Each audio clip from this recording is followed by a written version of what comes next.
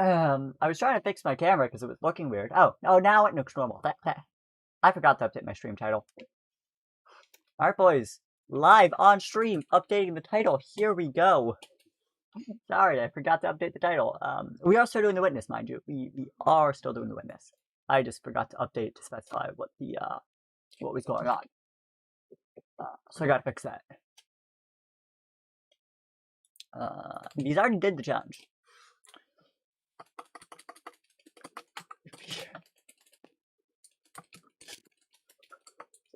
Plus, watching the secret of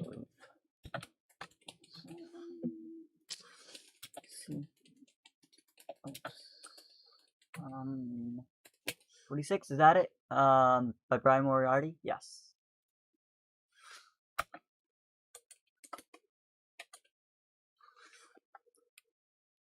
Update. Cool. I haven't opened the witness yet. Let me do that real quick. Oh no, I have opened it. I just haven't opened the. There we go. Here we are. Or of course, you could just not check that I'm playing the game. That's also a possibility. For some unknowable reason. Look, I'm playing the game. What is going on?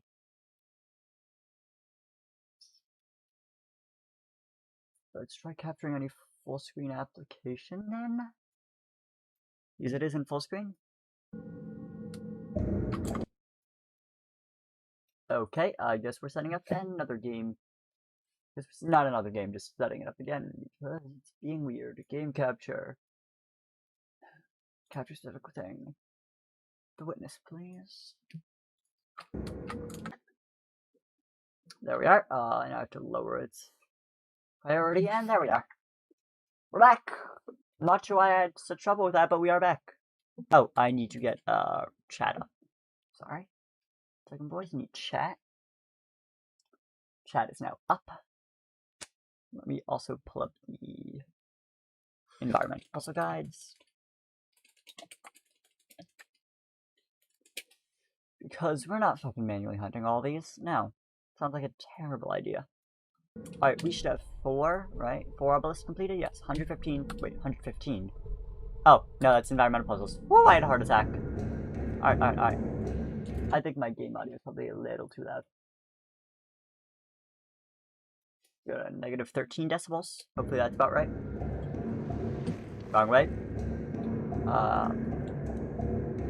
I hope that's loud enough, or quiet enough. Either one. We'll find out, I suppose. Now we leave. We leave. Where do I leave again? It's been a hot minute. Oh yeah, I was just attempting the challenge for the fun of it, because it is enjoyable. Alright, so the remaining ones are the town and the monastery. No, the monastery obelisk is done, right? I forgot to update my going live notification as well, which I should do sometime. That one over there, the keep one.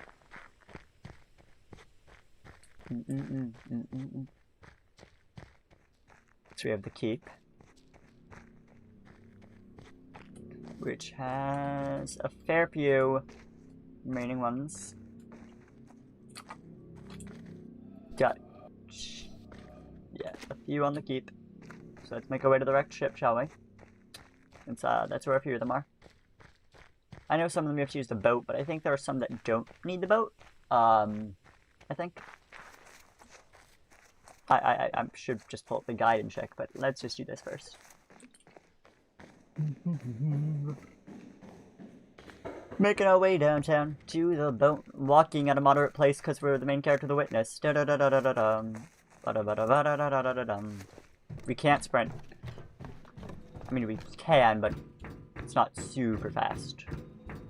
You know, it's just a moderately fast walk. A jog, we'll say.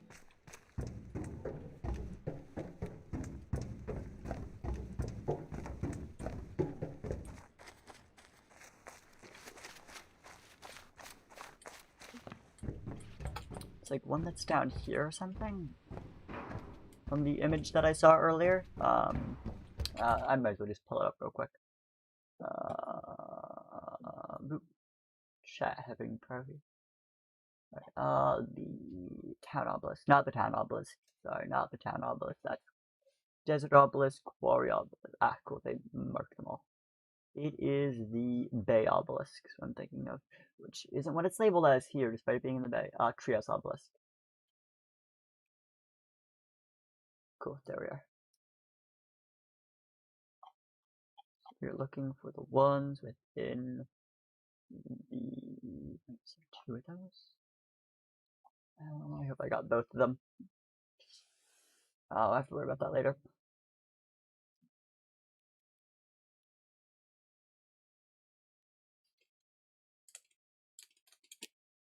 Oh,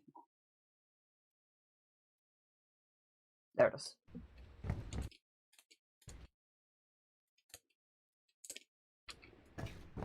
Alright.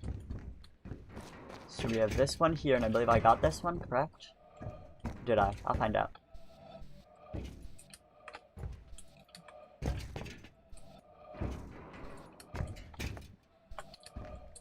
Judging by how specific the angle on this one is, probably not.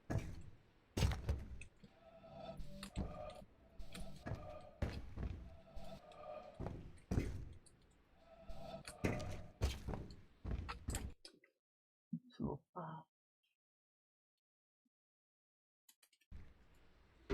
towards the treehouse.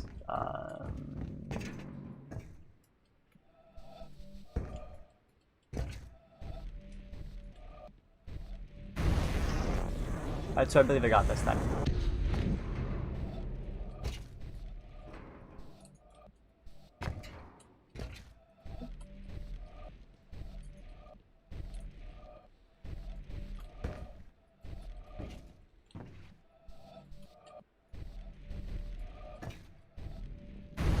Okay, so I did get that as well. Good. And this one, yeah, got all 3 of these. Cool.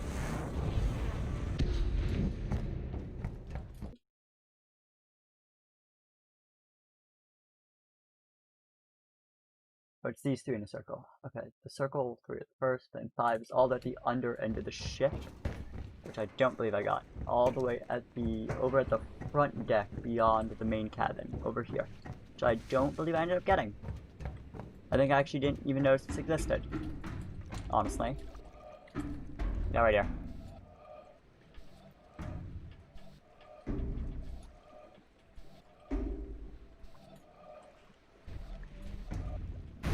Oh, I did get this, surprisingly.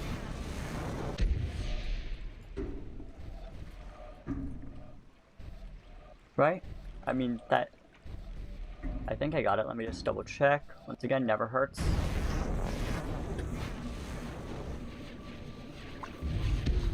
Yeah, I got that one too. Cool. Alright, now there's one on the inside of the ship somewhere when you look down. So to find that. Hey, look, it's the door that breaks all the rules. Fuck this door. I genuinely am annoyed by that, because it does break the rules. Which I will go into in my review of the game, so I'm not going to get too far into why I hate that so much.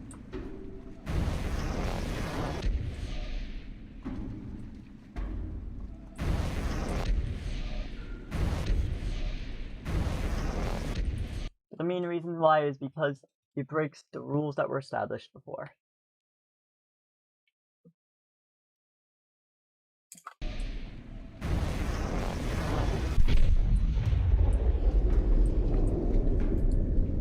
That's the rope foil, right? And then so this is what? What is this? Maybe down one? No, clearly not. Which one is this then? The next two symbols are located here in the main cabin. Yeah, got that. Or is that the one I just got, actually? Sorry. What shape did this take on? Took on a loop shape, sorry. Oh, I see. Okay. It's this. Yes, got it. Cool. Okay, that's 2 down. Now we leave the ship.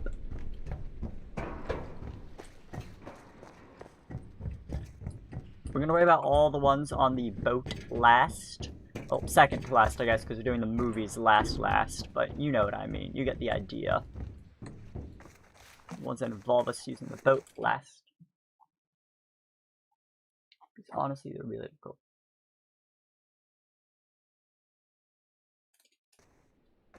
Alright, so let's go back.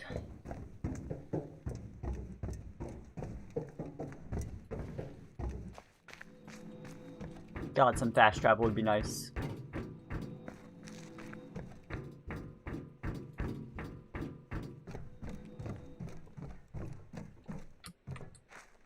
It'd be honestly really cool if for 100% you got some secret final thing, but I know why there isn't.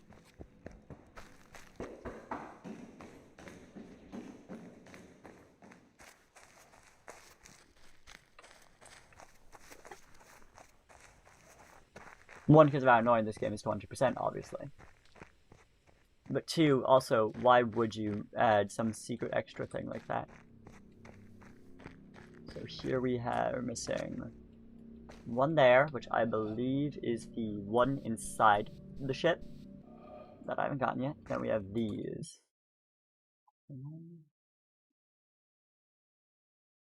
Alright. So that's these. Alright, I guess we should do them now because I think the only ones left involve the boat. Right? Let me check. Let me check.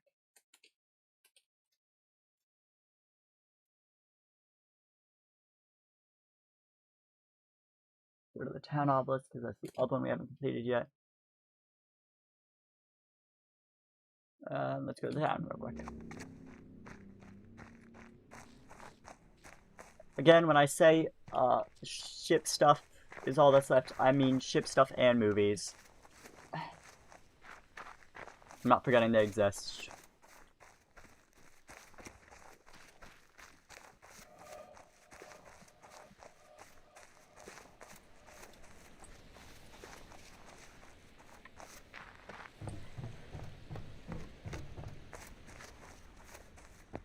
I don't know how this is where, actually.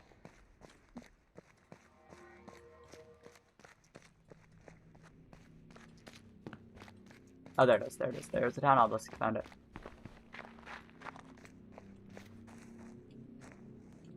Okay, so I think we have more than just ship ones here, but let's find out.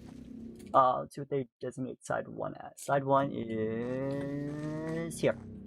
Side 1 is that. Oh, I missed. So we got symbol 1, got symbol 2. Symbol 3 I missed, actually. Okay. Alright, so I should make my way back to the starting area. What the game told is what the guide told me. That one's really cool, and I doubt I ever would have noticed that on my own. Hence why I'm using a guide. I think this is the right way, honestly. It's been a hot second since I had to go back to the start. No, this is just a little Easter egg. A little doggo.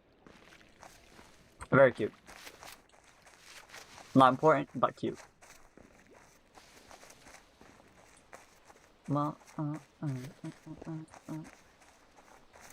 I know I got that. It's just kind of cool. That's one that I noticed somewhat early on.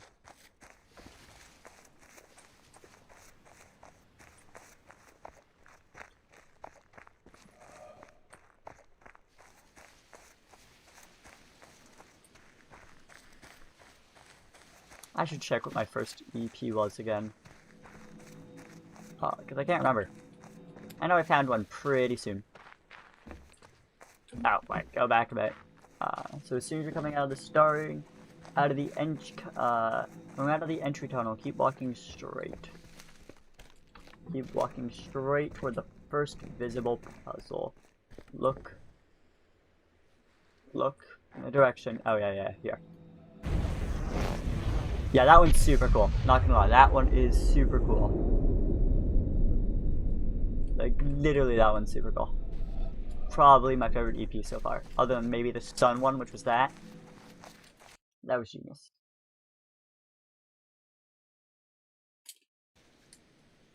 So, as you walk down the path leading out of the entry area, I think I got symbol 5 right. Let me double check though. Yep, symbol 5, so it was symbol 6. No, not symbol 6. What symbol am I missing then? Walk back, because I know I was missing one more on that side, and I don't think... Which one was it?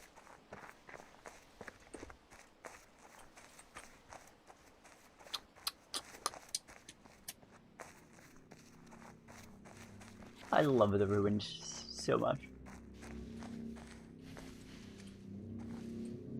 Oh, where's the starting side? Here it is. So it was symbol 1, 2, 3, 4, 5, 6. I'm missing symbol 6. Oh, got it. This is a boat riding one. I see, I see. Okay.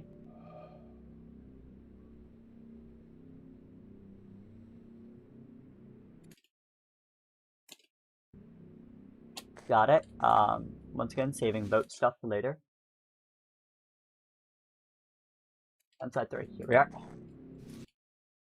Boat. On side 3 is all boat.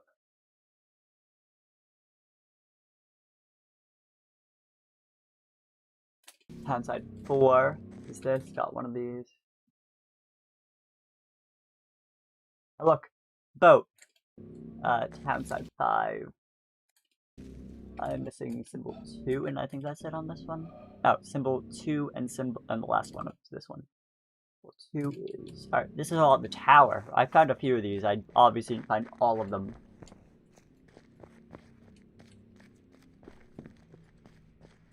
So you thought I found all of them, frankly. Right, symbol 1 can be found near the center that would approach the tower from the windmill.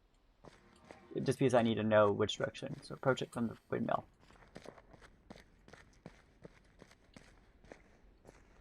And the large pit in the ground.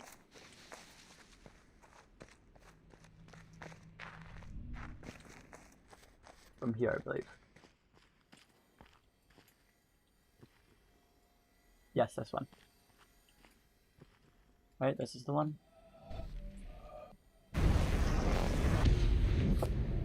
Yeah, that's the one I'm talking about. That's symbol 1. So symbol 2 is found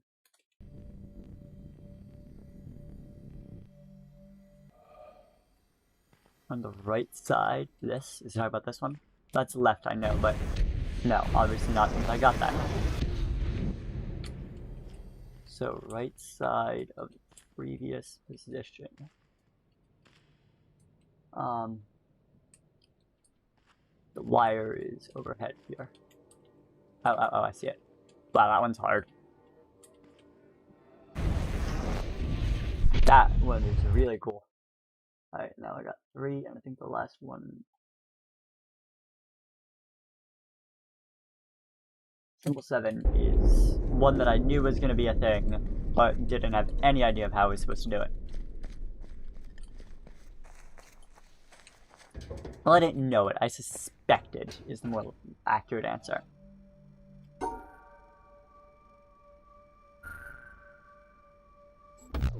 Oh wait, I did that totally wrong. Ignore me.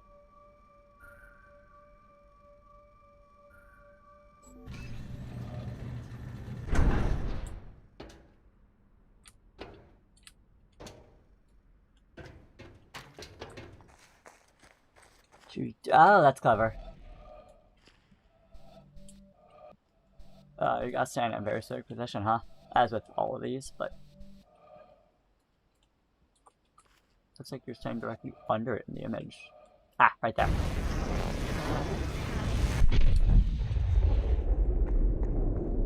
Alright, town obelisk is over here again.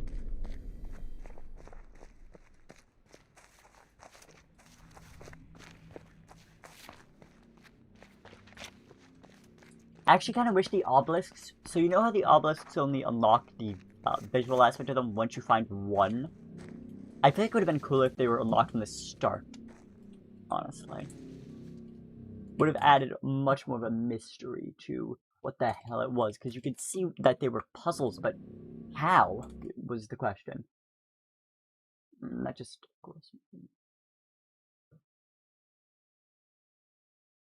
Alright, symbol 2. is done from above somewhere. Which ones don't I have? I don't have symbol. So I have only 2 symbols here. Alright. The view from all of these is going to have to be pretty specific, obviously. So it's near the laser tower. Not laser tower, sorry. Oh, from here probably is one.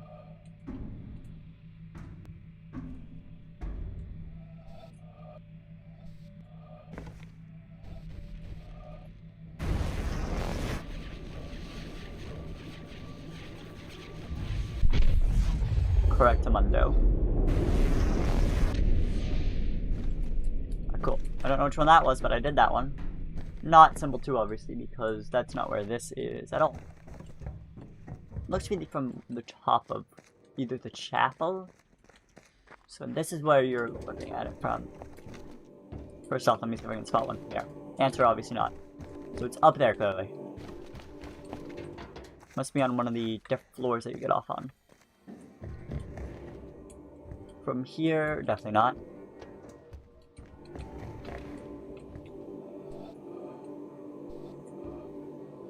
One higher. There.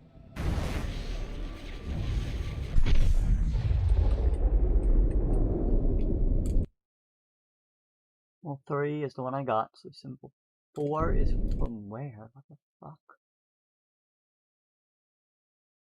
Oh god, I hate when they do this. Where are you standing? Where the hell is he standing?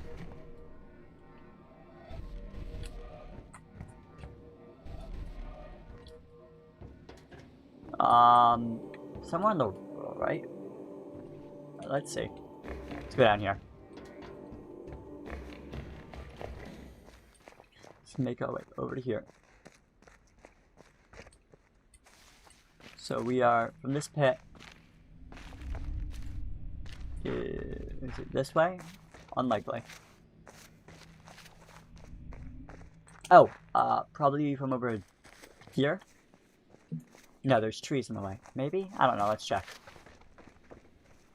There's another completed obelisk.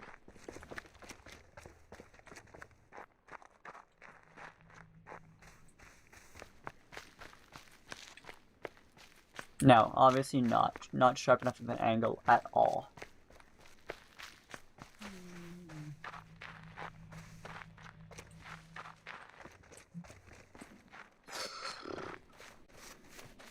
I hate when there's no description for these. Possibly the windmill? Like, on top of the orchard?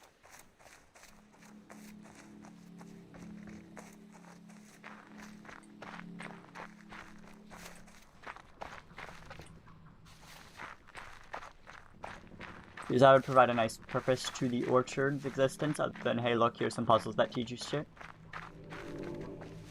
But of course no, that would give too much value to the orchard.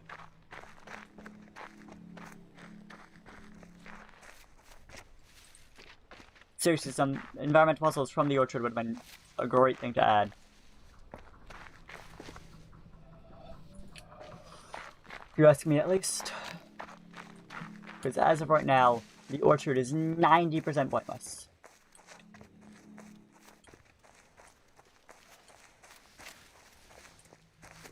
Of course, it does have somewhat of a purpose. Introducing the concept of panels being connected to, here.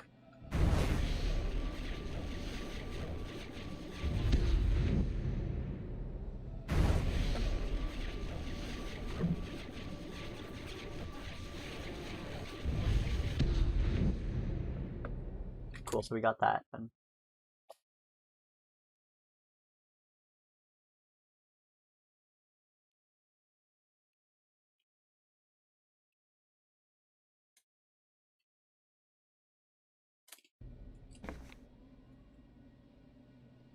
From there, from the looks of it.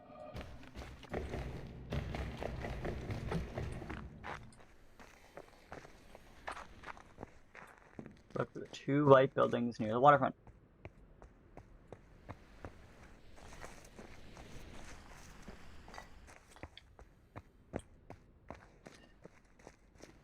set of stairs and some scaffolding.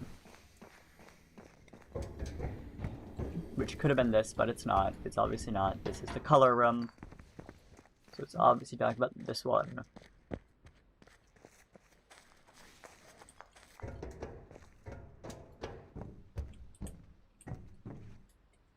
How annoying, I have to solve this again.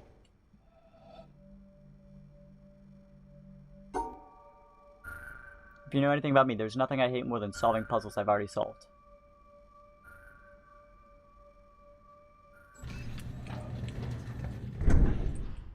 Look, that wasn't too bad for obvious reasons. I already did that before.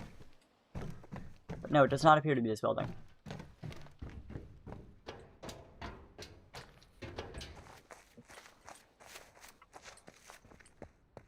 Oh, near the waterfront, as in literally the water.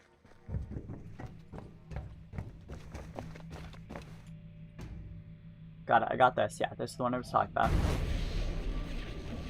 Yeah, cool. I got 4, so now we need 5. So the rest of these... The rest of the town ones are all the movies. Okay. Right, let me double check. Ones in the town are all movies left. And boat. So all we have left is movie and boat. These are boat, right? Yes, these are boat. Okay. Fuck.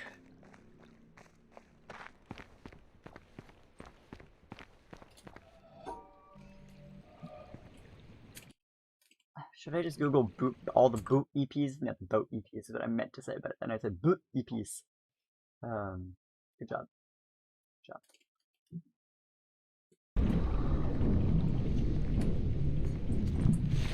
Oh, wait, what? Wait. Ah, there it is. I was like, what?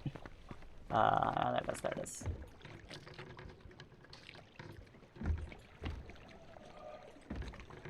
Where are we? Where art thou? We are here. Let's go that way first.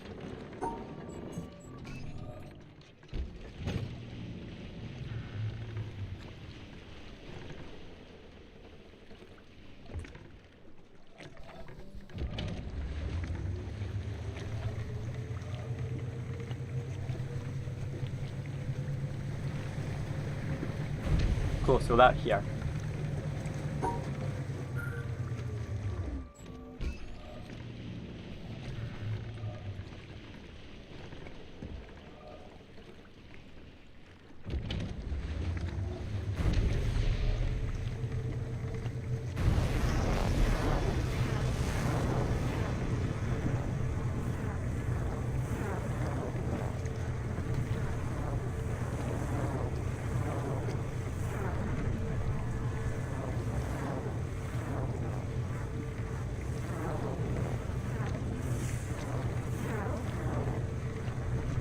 They better not have fucked up, is all I'm saying.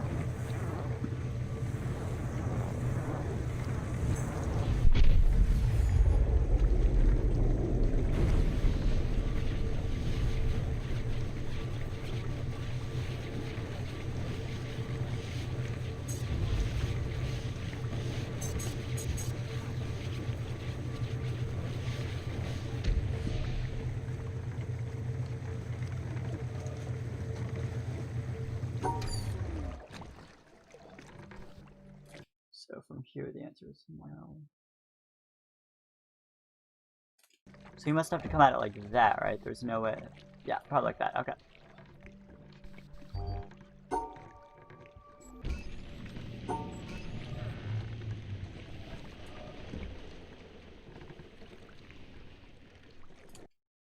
We'll chat back up.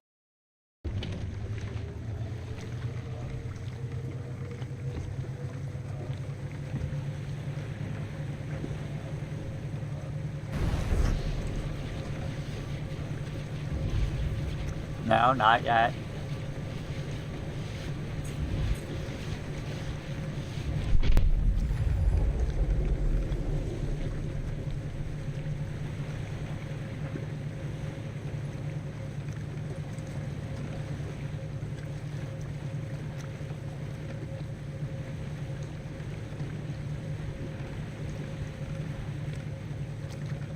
Cool, so what can I do from here? question. What EPs can I solve from here? Alright. Alright. Let's just put in with the witness all boat EPs.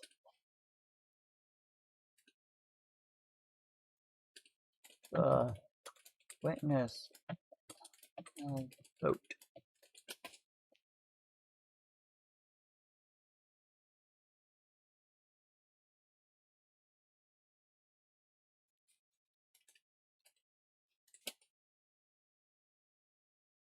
Fair enough.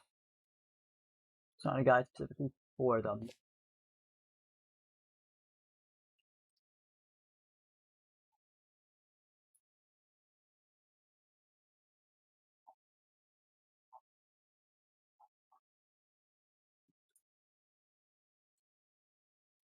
So let's go for the treehouse one, I guess. One's first. Let's finish off treehouse. Let's go to the YouTube link, I think, because that would probably be better.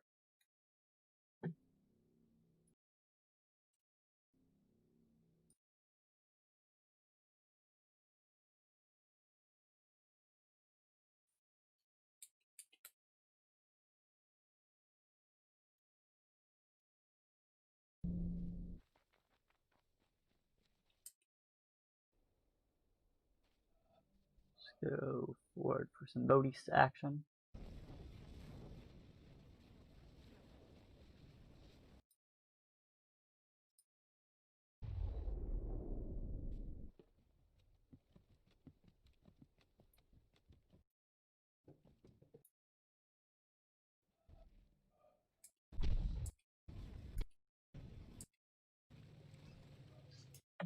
So I'm coming at it from below. You look. Right.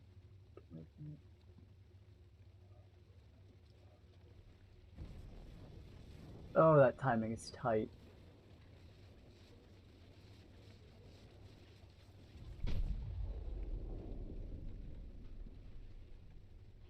That timing is fucking tight. Alright.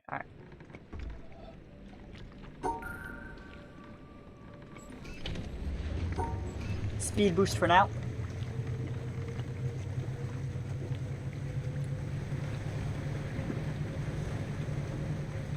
Wow, that was some bad popping right there. Holy shit. It just blinked in.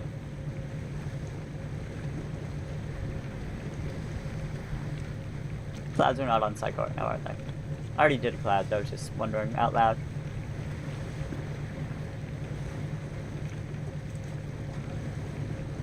No, they might be on Cycle actually, or at least close to it.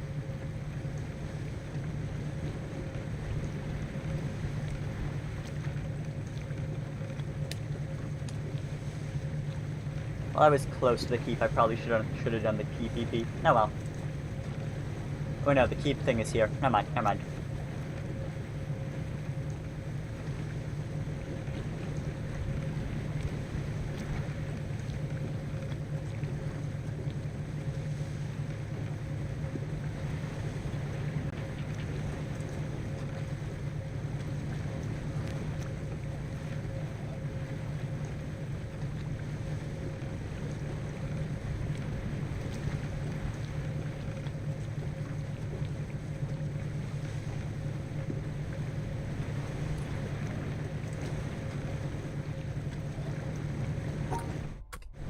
Okay, so that doesn't stop it. Cool.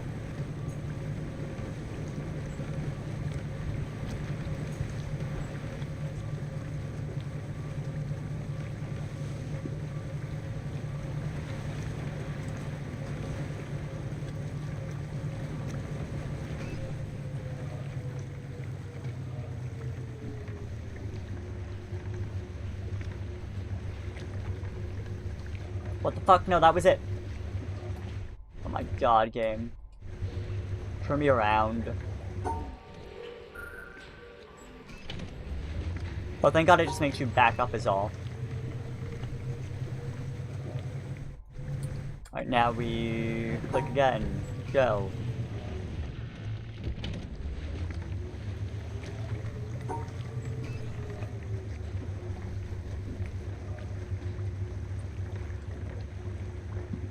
Stop it. Bad.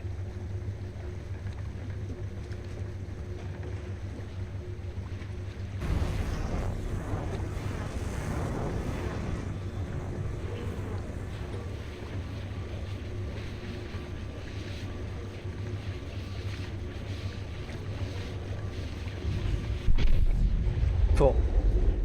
Now what else?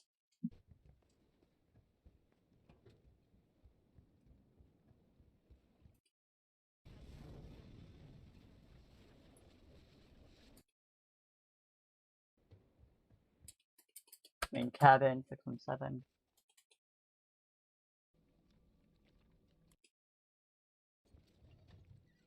So where is he from here? From here is at the jungle. Oh, of course, that makes a lot of sense, actually.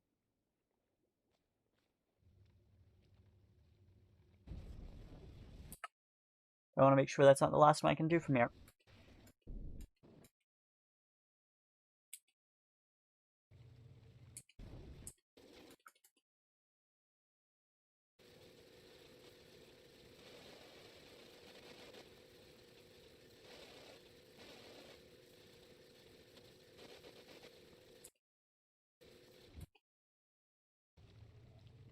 Inner halt, there we go.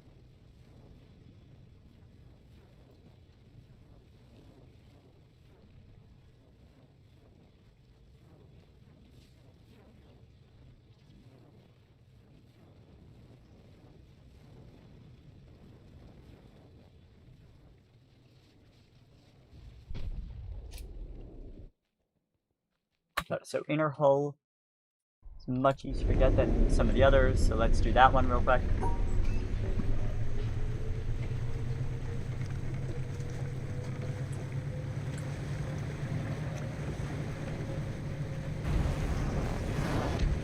Alright, so now we that face.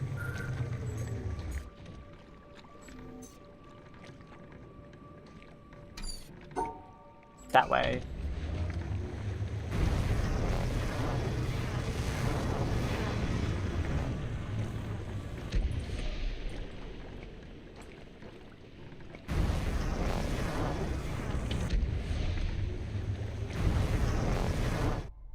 Also turn. No, I don't really want to turn my mouse instead of the other yet. Yet. Keyword yet.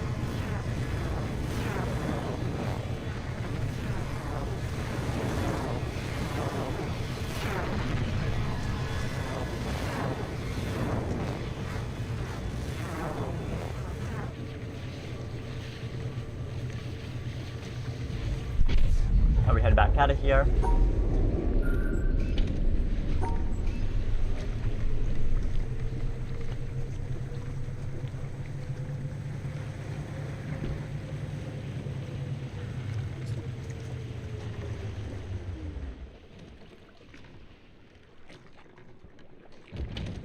Now for this, most of my voting is done. Keyword most.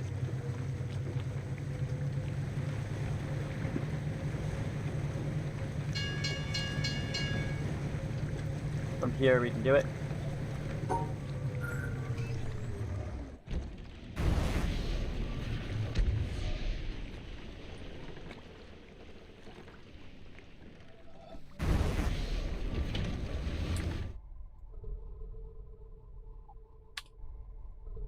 What is my mouse speed at for that? About halfway.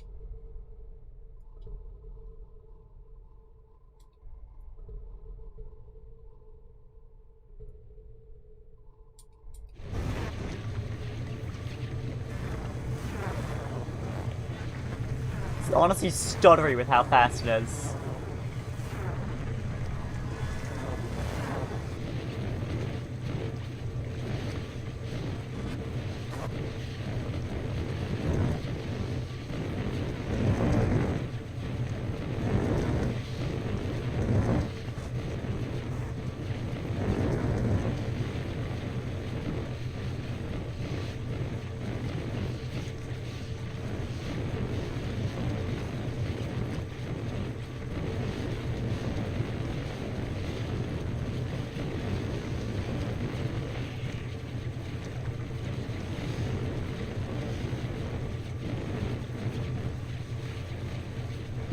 Just barely. Come on, we got it this time. We got it this time.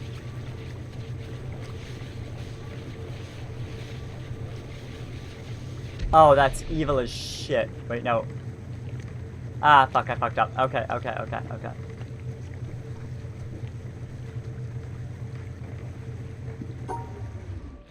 Oh my god, yeah, you can see how low my normal sensitivity is, guys.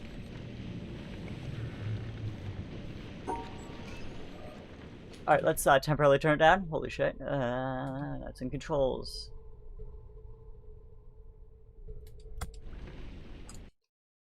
Alright, let's go back to controls. Alright.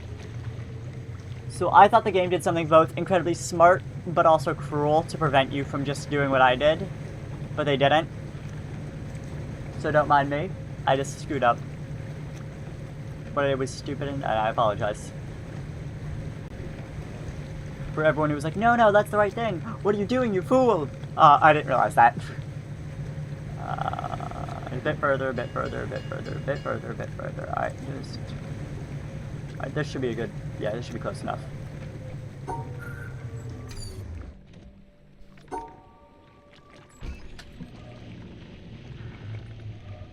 Bum ba dum bum bum bum bum bum bum bum bum bum bum bum bum bum ba dum dun dun dun dun dun dun dun dun dun dun dun dun dun do do do do do do do do do.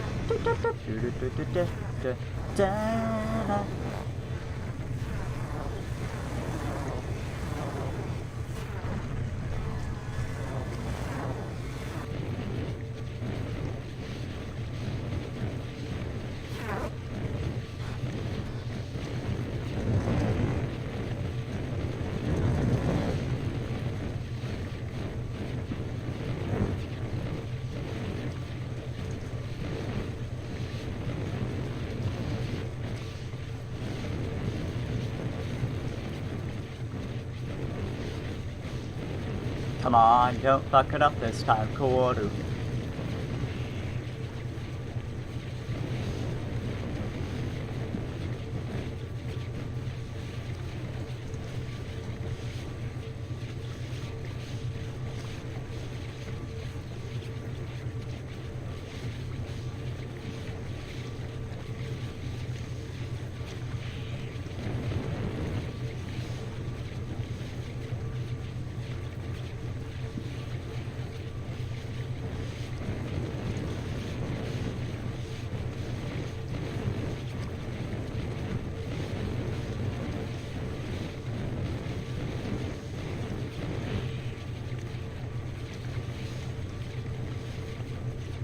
Almost there. I hope I don't fuck it up at the last second.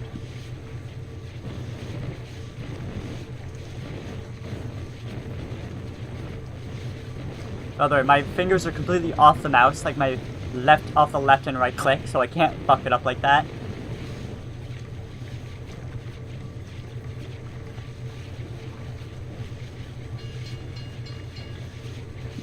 Good, almost there. Almost. I see the end of it. Just don't fuck it up, Koru.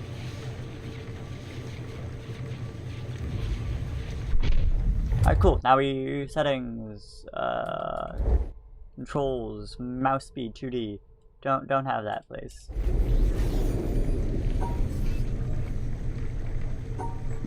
Oh, we're close enough that it automatically slows down. Damn it.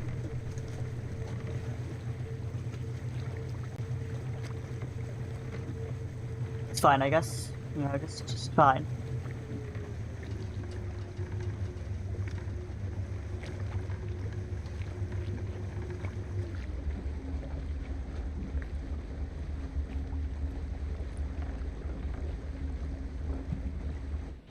Cool. Off the boat, let me check to make sure that I have the thing that I need to have all set up. Most, you know, will regret sending the boat the way we did. And you don't want to do that. You just don't want to do that.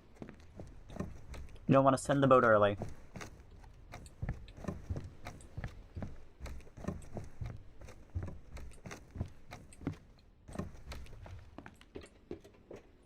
everything's set. Let me make sure all the symbols that we have. So we should only have 2 or 1 left here.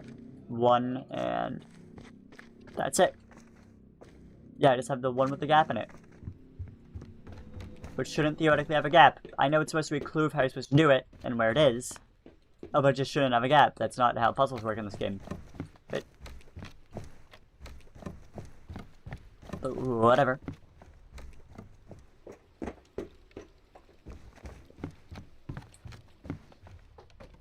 Alright, hey, chat, what do you guys recommend for speed for this? Like, what speed to send the boat back on?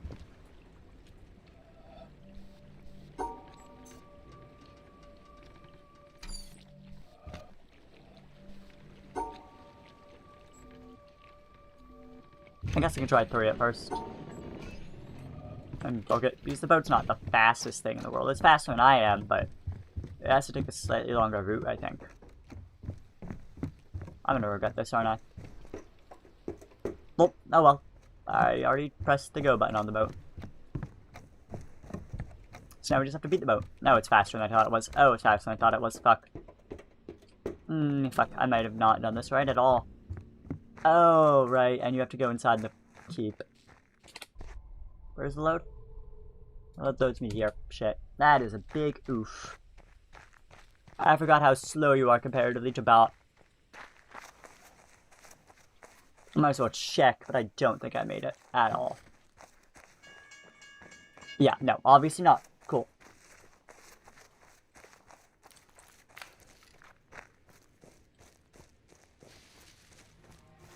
How much time it was? I guess I want to send it on 2 speed.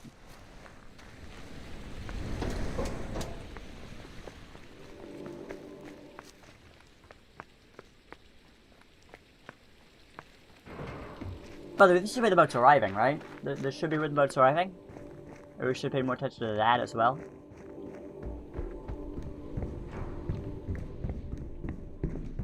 Yeah, here's the boat.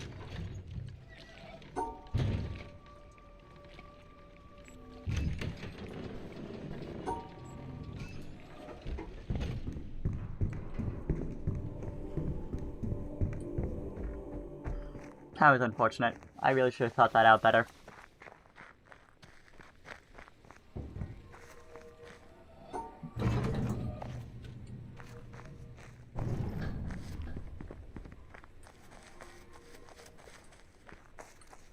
I mean, I just forgot that there wasn't a closer entrance to the castle. I forgot that you had to look all around it. Yeah, because that exit takes you out there, right? Yeah, it does. Let me go check to be sure that there's no entrance. Yeah, there isn't. Okay. Damn it. Watch the video and see how they do it.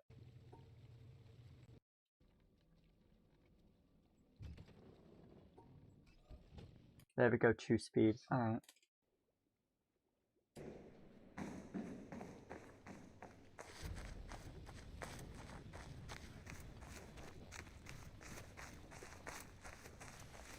Which I guess is probably worth it to be safe.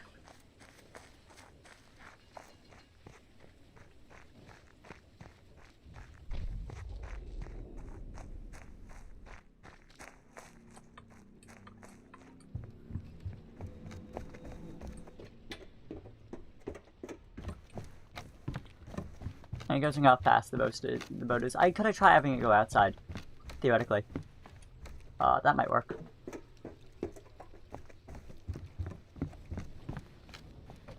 I'll figure that out if I try to 100% speedrun the game, though. I don't know if I will, so I won't work on that yet. If I think of 100% this game for a speedrun, then I'll try that. Oh no. Oh no. Oh no. Stop. Send me back here.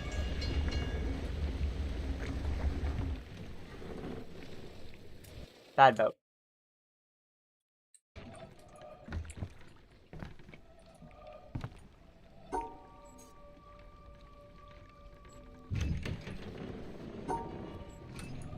Now run.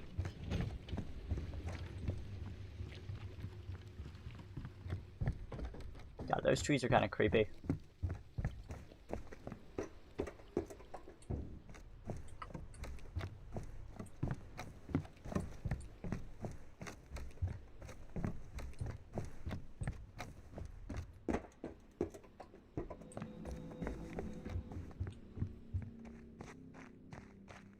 Speed, speed, speed, speed, walk, speed, walk. Bump, bump, bump, bump, bump, bump, bump, bump, walking. Yeah, I'm walking.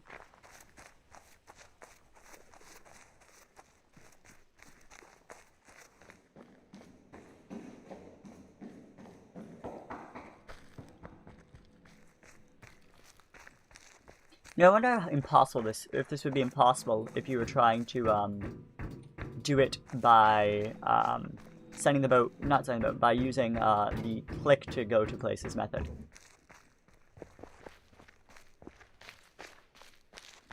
Don't see the boat yet, but I haven't heard it yet, which means it's probably on schedule.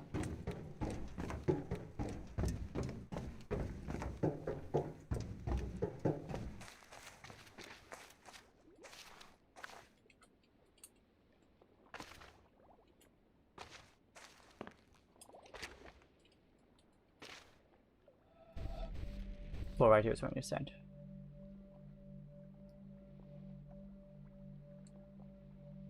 Just keep on waiting. So, how's everyone's day doing? Of course, only a few of you can answer me live, but in the comments, you're free to put, I was here at the boat part. This is how I was doing. I'll read through them. I like reading comments. They're interesting. Ah, there's the boat. Hi, boat.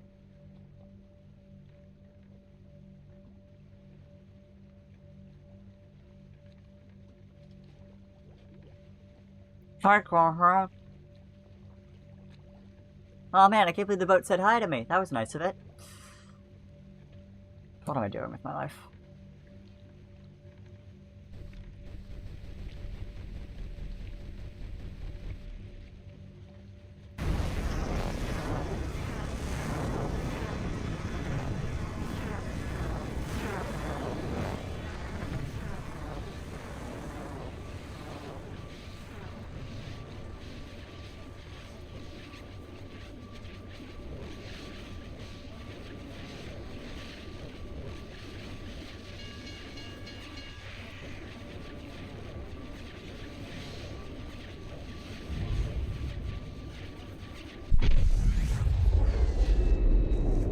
So that obelisk should now be completed. Let's check, load game. Yeah, +5. Which leaves only the ones that remain on the town. Only the town obelisk to go.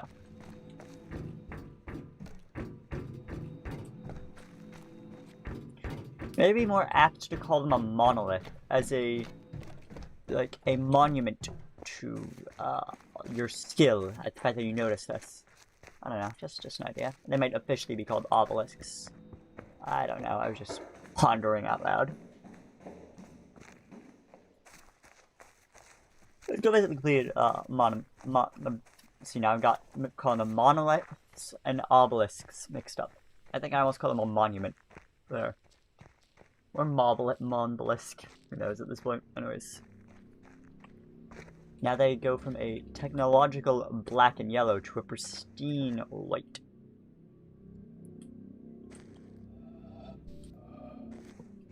Which is very cool, and gives you a better look at what these are.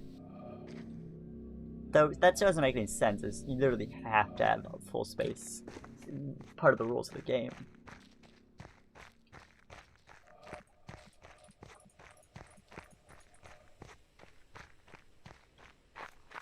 Either way, time for the town obelisk, right?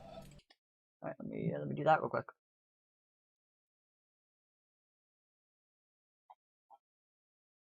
Honestly, my title is more a warning than anything else at this point. Due to the simple fact that,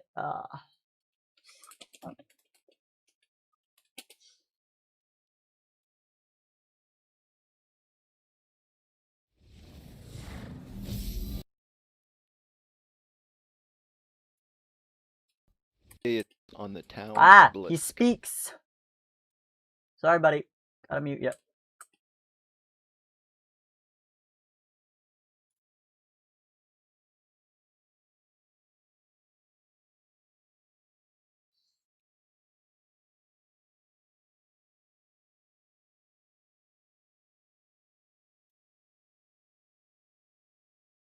Yeah, I got this one.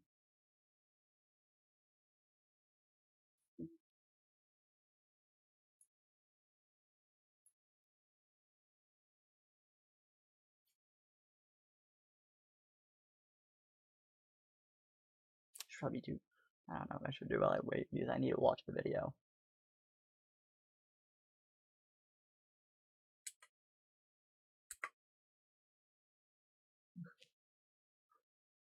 Oh, just a cut. Okay.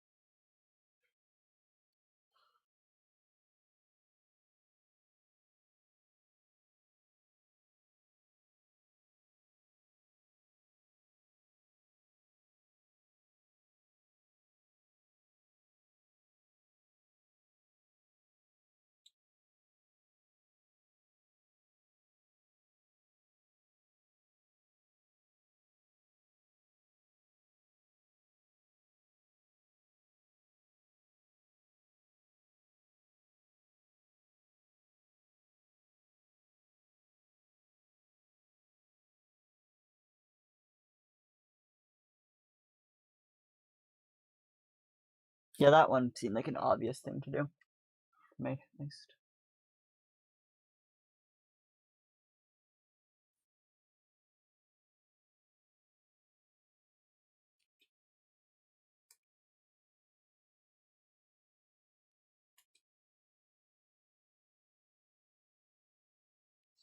This one you can theoretically get coming in. Cool.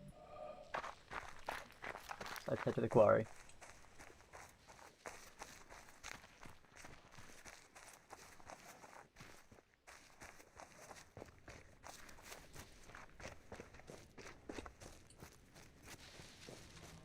I don't know if it's fast or not, but we'll find out.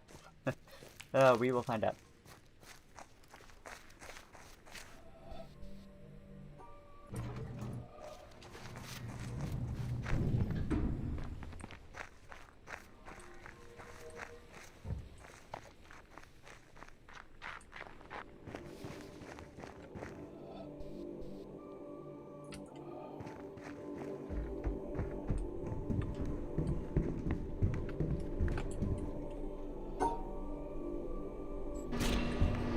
Oh, interesting. I see. I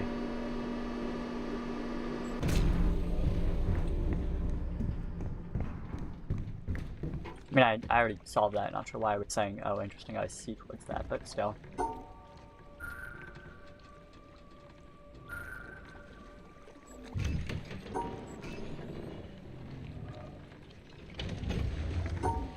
So yes, that is how you can stop the boat. Cool.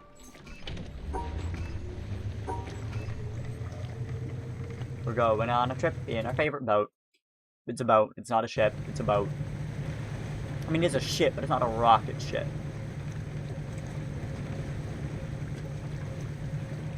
So we're going on our trip in our favorite boat.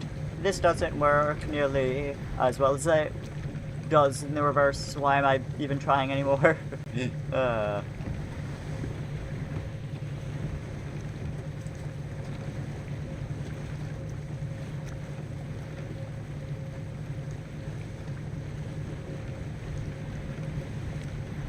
I'm surprised this right here somehow doesn't make one.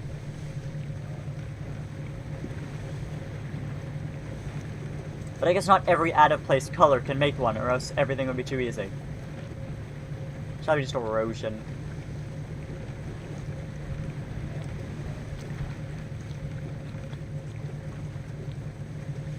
There's the discarded panel that I missed somehow. Not missed, sorry. Didn't remember not solving, is the more accurate statement.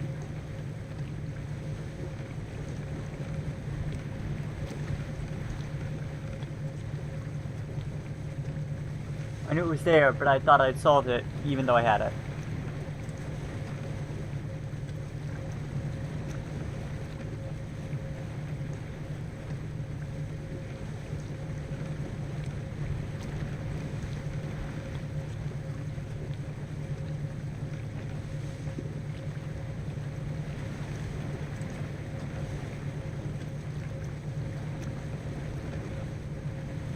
Somewhere out here.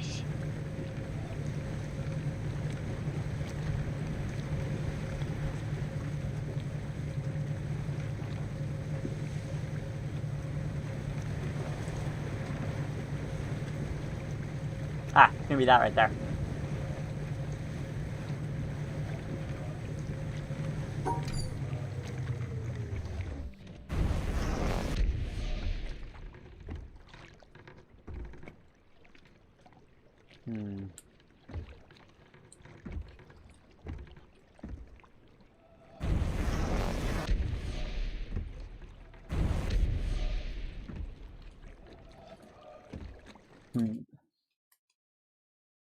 Question is that a little farther forward, a little farther back?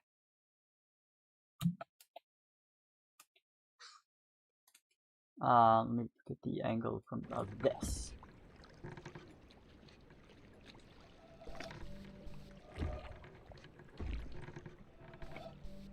Let's try a little farther forward.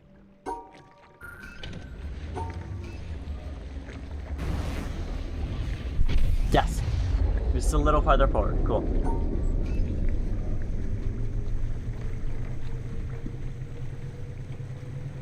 Should almost be there.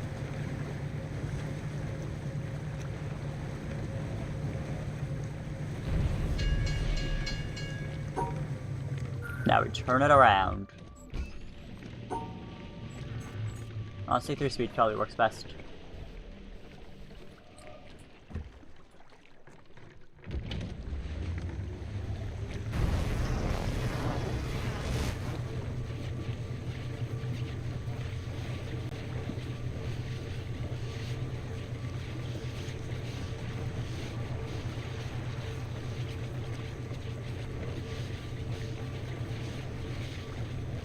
Then after this, we have the reflection variation, which once again was novel the first time I had to do it, but is with the rocks, but is now just annoying.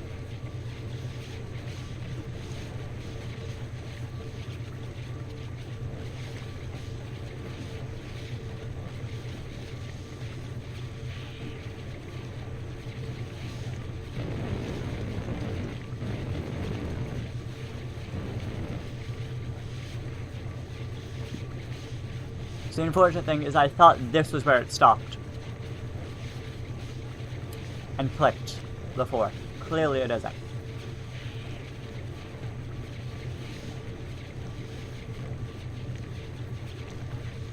Go a bit further.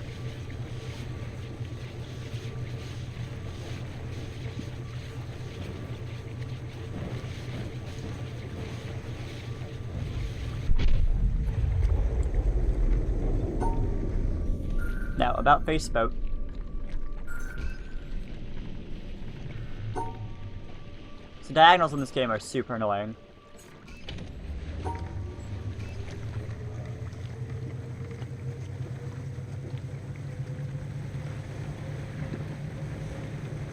Speedboat, speedboat.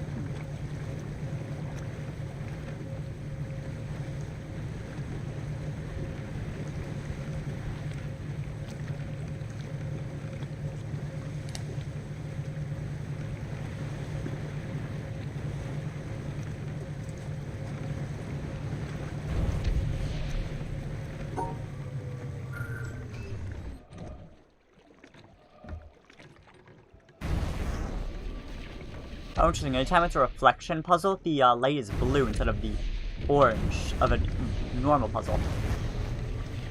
That's interesting.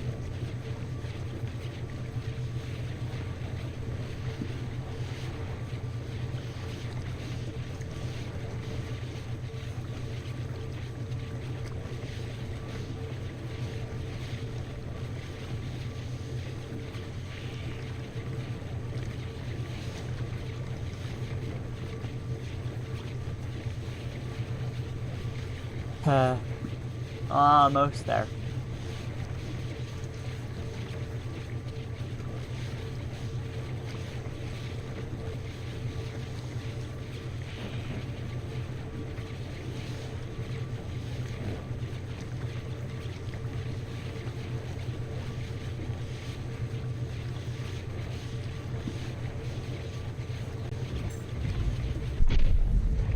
Made it. Alright, so now we only have the movies.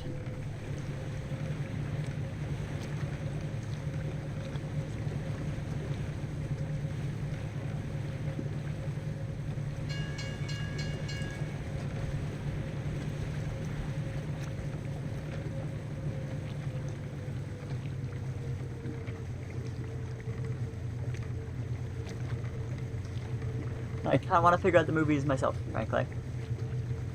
I might go look at the guide for those.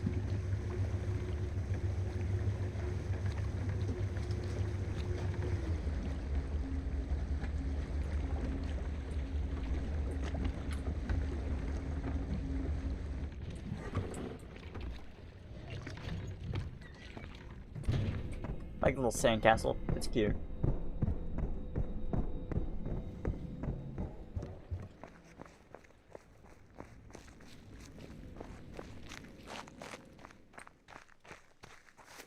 Let's make our way back to the windmill and by extension the town. And confirm that all I have left is the movies. I really want the movies to be the last grand finale, and don't want to have made a mistake and forgotten something.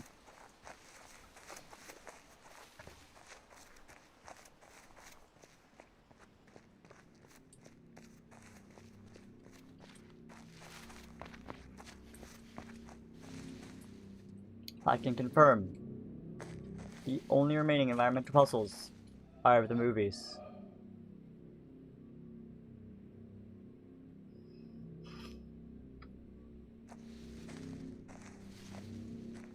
Let's go then. Under the windmill.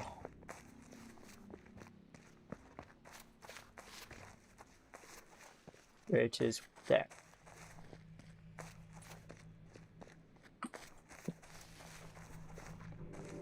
Here we go.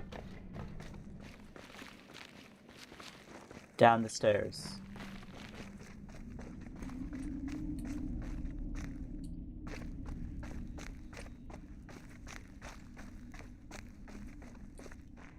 Alright, so I found this green one.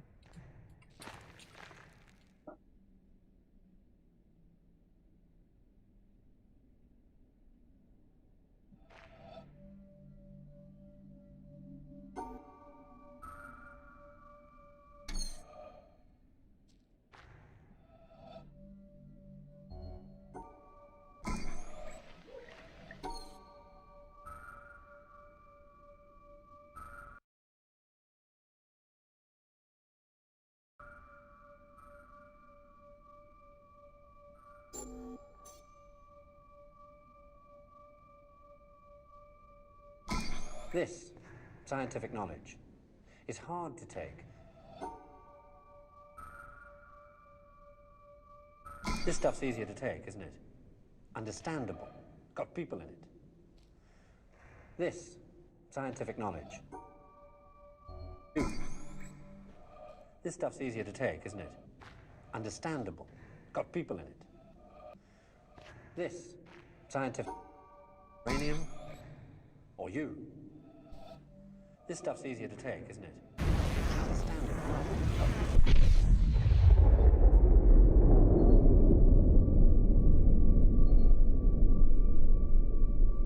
Your life that you want changed is a mistake, and it is not sensible either.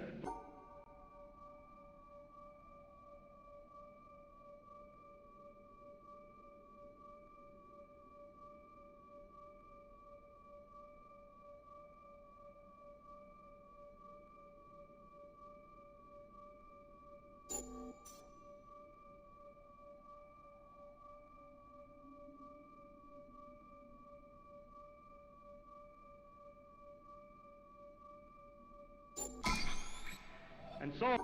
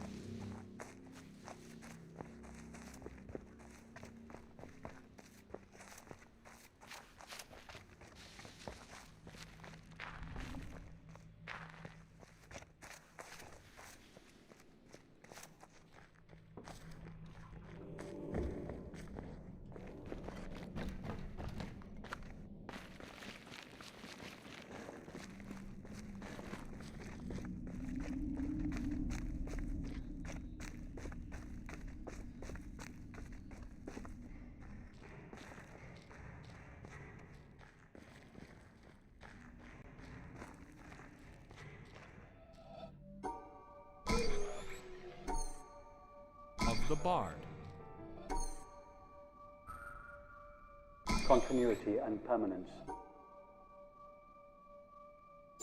Just see.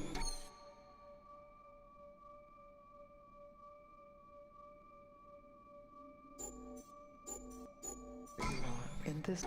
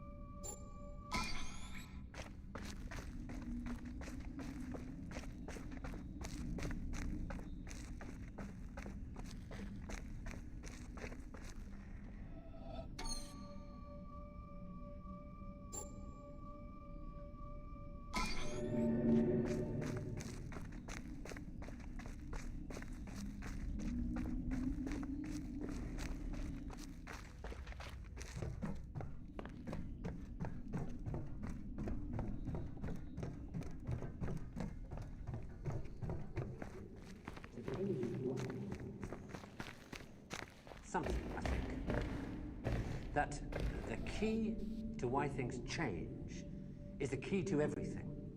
How easy is it for knowledge to spread? And that in the past, the people who made change happen were the people who had that knowledge, whether they were craftsmen or kings. Today, the people who make things change, the people who have that knowledge, are the scientists and the technologists who are the true driving force of humanity.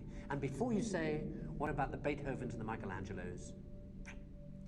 Let me suggest something with which you may disagree violently. That at best, the products of human emotion, art, philosophy, politics, music, literature, are interpretations of the world that tell you more about the guy who's talking than about the world he's talking about. Second-hand views of the world, made third-hand by your interpretation of them. Things like that, as opposed to theory. They wouldn't do. It's a bunch of amino acids, the stuff that goes to build up a worm, or a geranium, or you. This stuff's easier to take, isn't it? Understandable. Got people. This scientific knowledge is hard to take because it removes the reassuring crutches of opinion, ideology, and leaves only what is demonstrably true about the world. And the reason why so many people may be thinking about throwing away those crutches is because, thanks to science and technology, they have begun to know that they don't know so much, and that if they are to have more say in what happens to their lives, more freedom to develop their abilities to the full, they have to be helped towards that knowledge that they know exists and that they don't possess. And by help towards that knowledge, I don't mean give everybody a computer and say, help yourself. Where would you even start? No, I mean trying to find ways to translate the knowledge, to teach us to ask the right questions. See, we're on the edge of a revolution in communications technology that is going to make that more possible than ever before. Or, if that's not done, to cause an explosion of knowledge that will leave those of us who don't have access to it as powerless as if we were deaf, dumb, and blind. And I don't think most people want that. So what do we do about it? I don't know. But maybe a good start would be to recognize within yourself the ability to understand anything, because that ability's there, as long as it's explained clearly enough. And then go and ask for explanations. And if you're thinking right now, what do I ask for? Ask yourself if there's anything in your life that you want changed. That's where to start.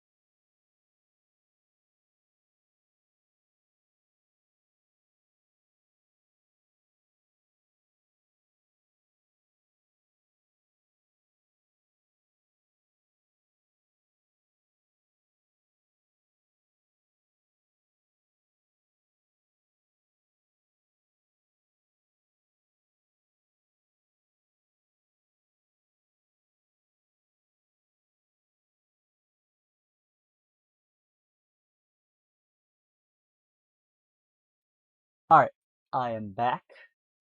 New switch to gameplay again. Here we are. Okay. Let's watch the movie. Is it right? No. Here we are. Where do I even go though? Probably somewhere further back. No, too far. Can't see the screen from here.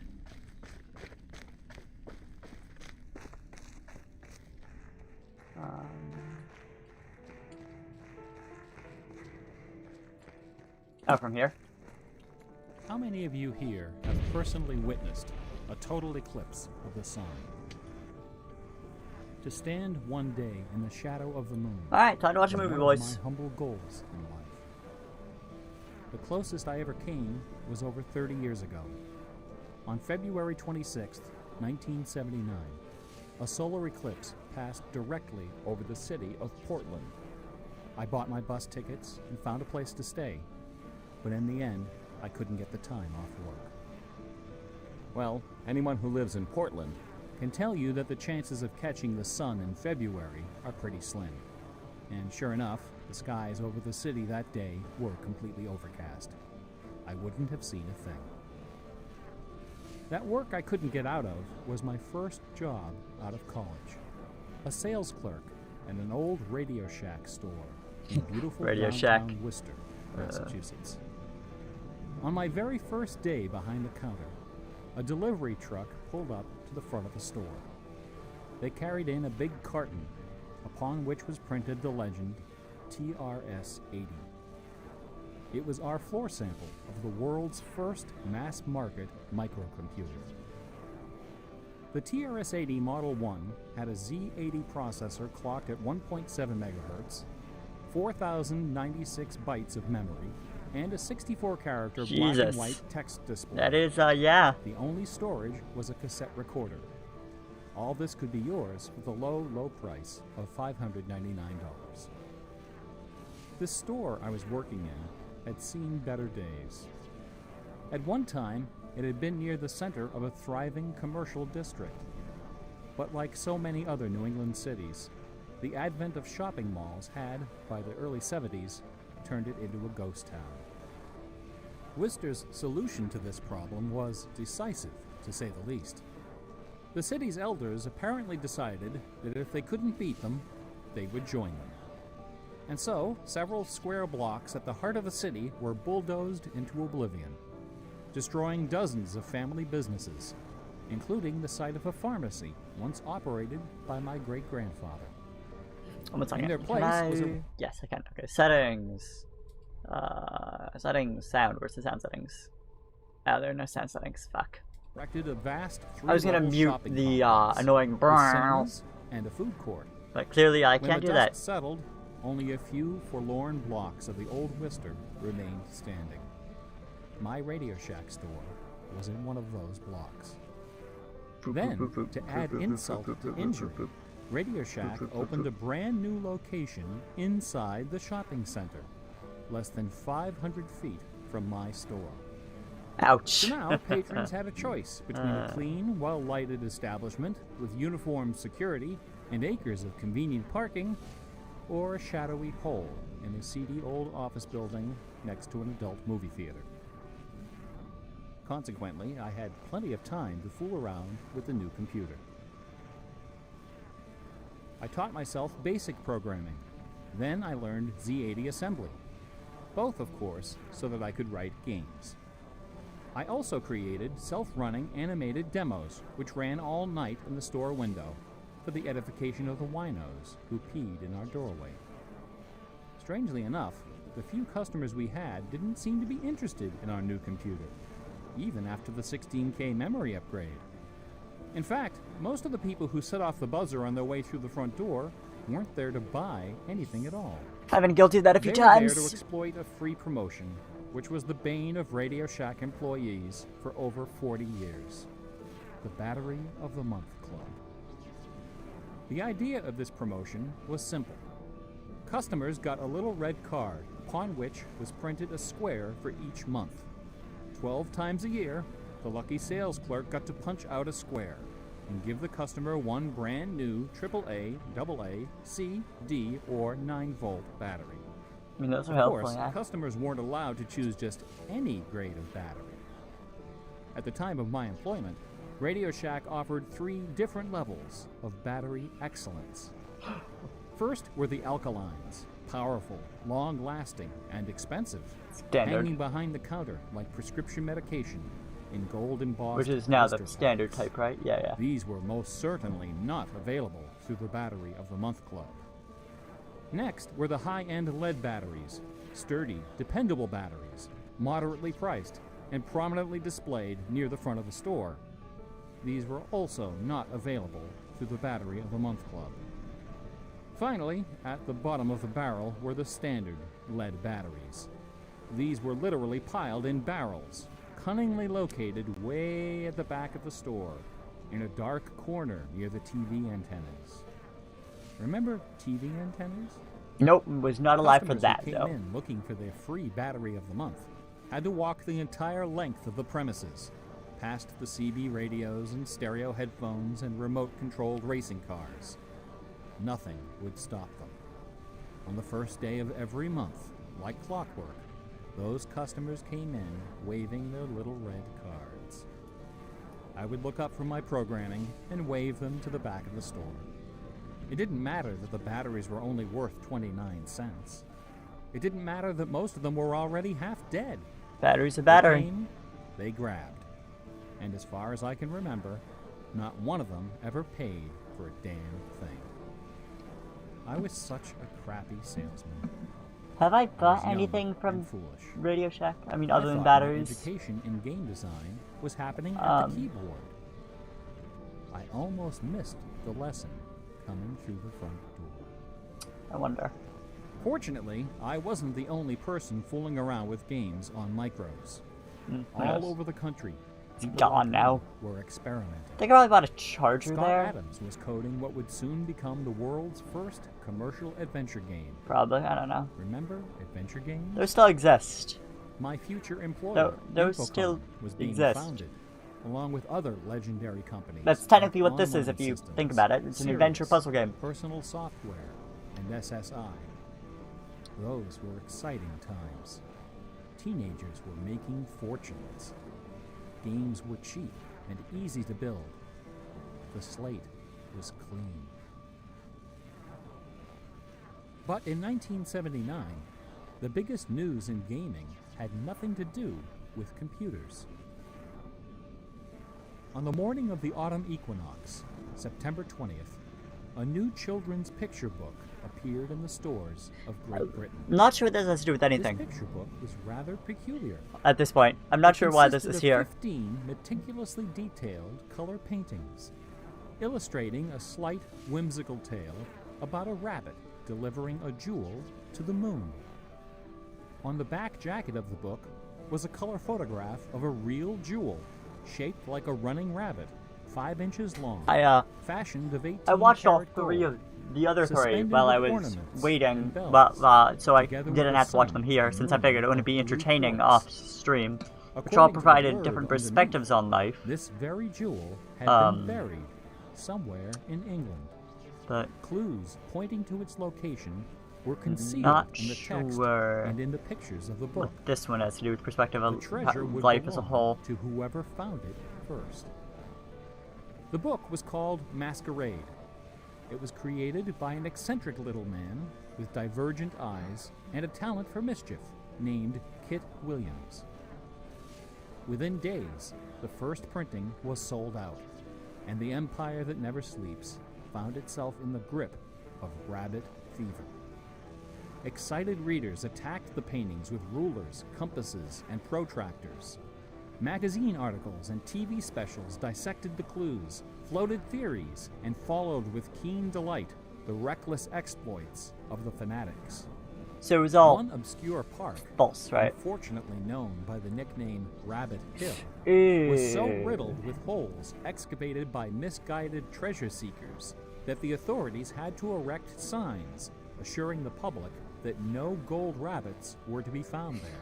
By the way, Some Second, hunters after- I'm ended gonna up honestly seeking gonna- psychological counseling for their obsession. because it's a gradient. Craze I see. leapt Okay. over the Atlantic I was like, Ocean how can and it? It's a invaded gradient, America, which is how it works. France, Italy, and Germany. It Yeah, sold over gradient. 1 million copies Clever. in a few months, a record unrivaled by any children's title until the advent of Harry Potter. Over 150,000 copies were sold in foreign translations, including 80,000 copies in Japanese, despite the fact that the puzzle was only solvable in English. That's cruel. It didn't matter that the Masquerade jewel was only worth a few $1,000s. Many seekers spent far more than that in their months of exploration and travel. It was the thrill of the chase. The Okay. possibility One of second. being Let me pause that for a moment. I just alt tabbed, so you don't have to worry about coming back to it. While I understand what he's saying in that initial moment of like, oh hey, they spent more than that getting it. Most likely just getting the gem, the few thousand that you got for it, wouldn't have actually been the end of the earnings. You would have gotten TV interviews, etc., etc. Maybe more so now in current history than back then. But oh fuck, when was that? Shit. 1 second. Yeah, if it was before the mainstream advent of the TV.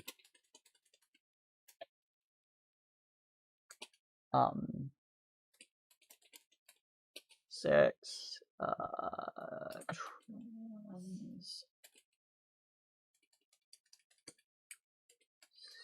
transcript. See if there's a transcript of it. Yep.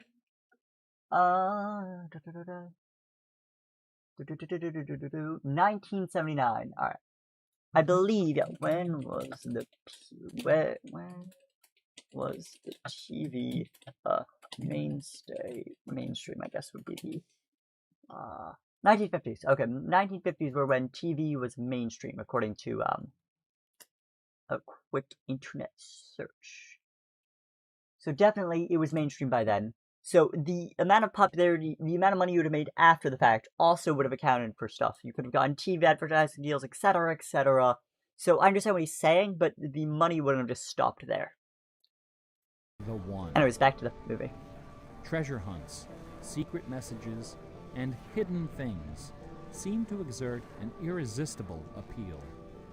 They're fun to look for and to talk about.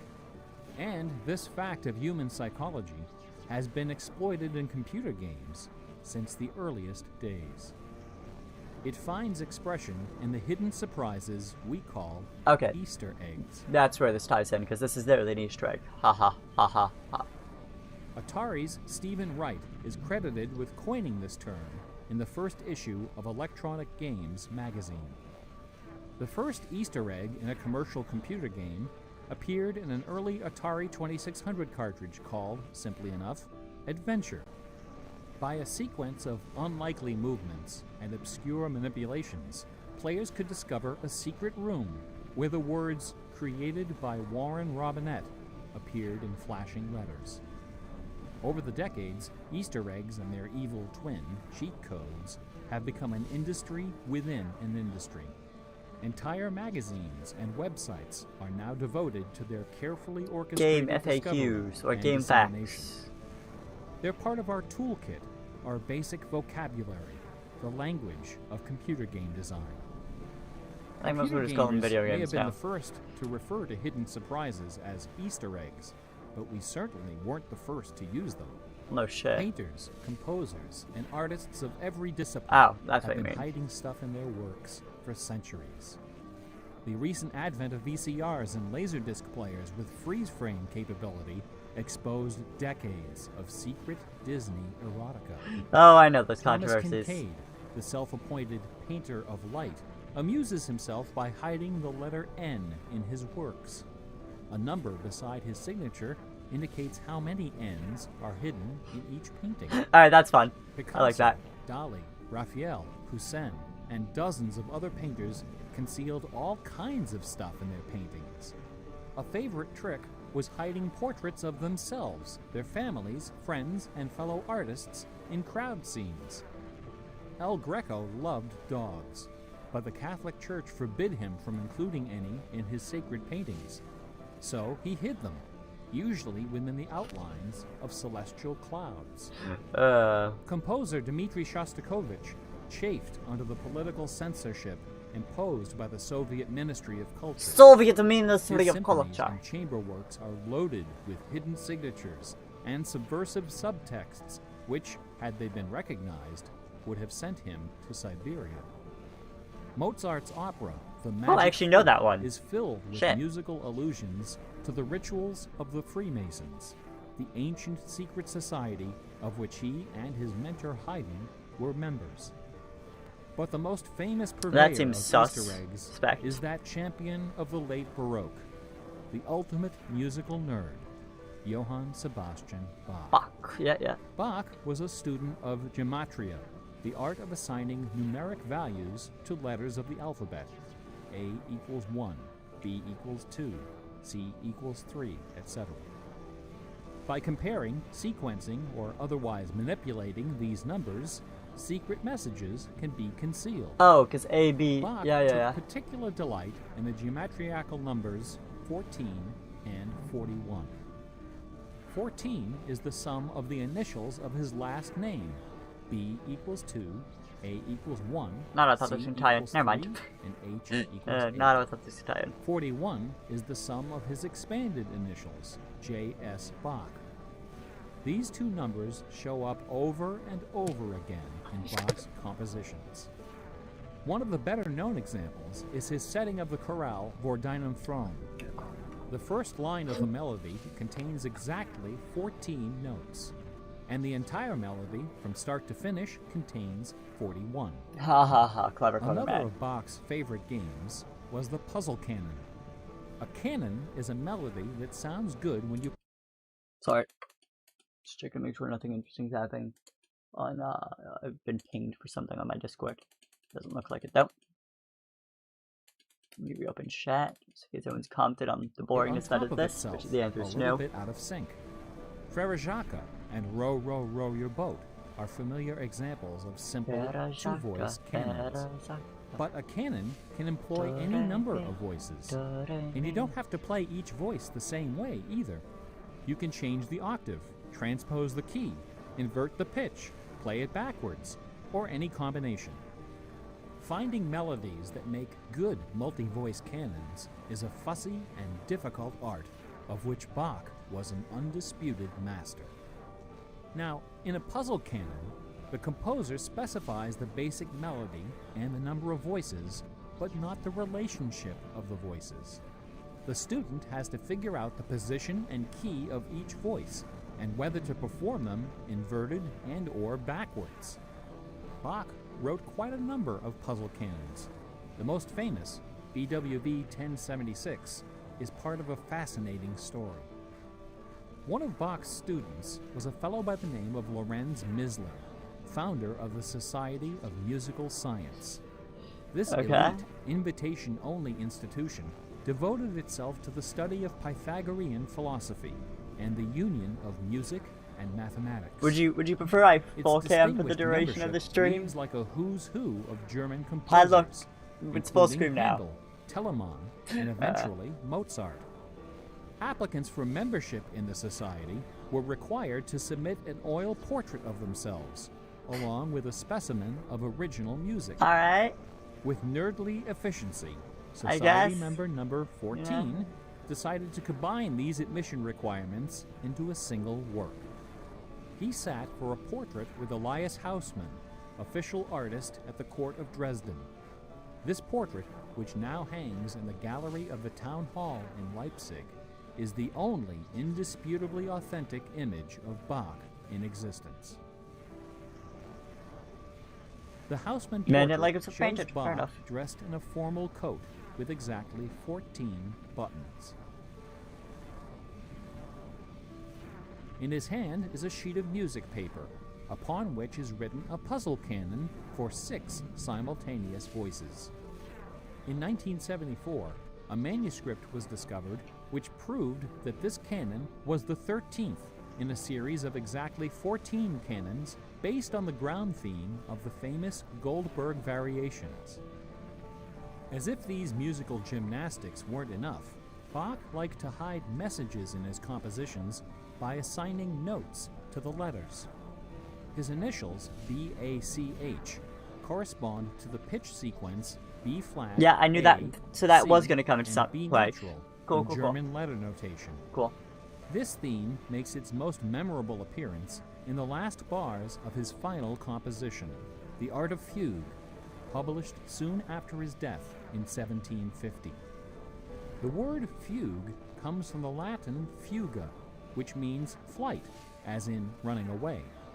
So the art of fugue is the art of flight, the art of taking a theme and running with it.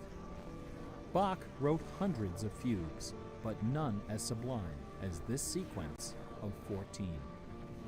In the last and most complicated fugue in the series, the first and second sections develop normally. This is followed by the B-A-C-H signature, and then suddenly, without any warning or structural justification, the fugue stops, dead in its tracks.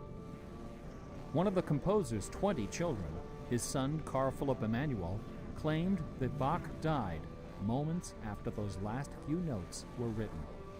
This story is probably apocryphal.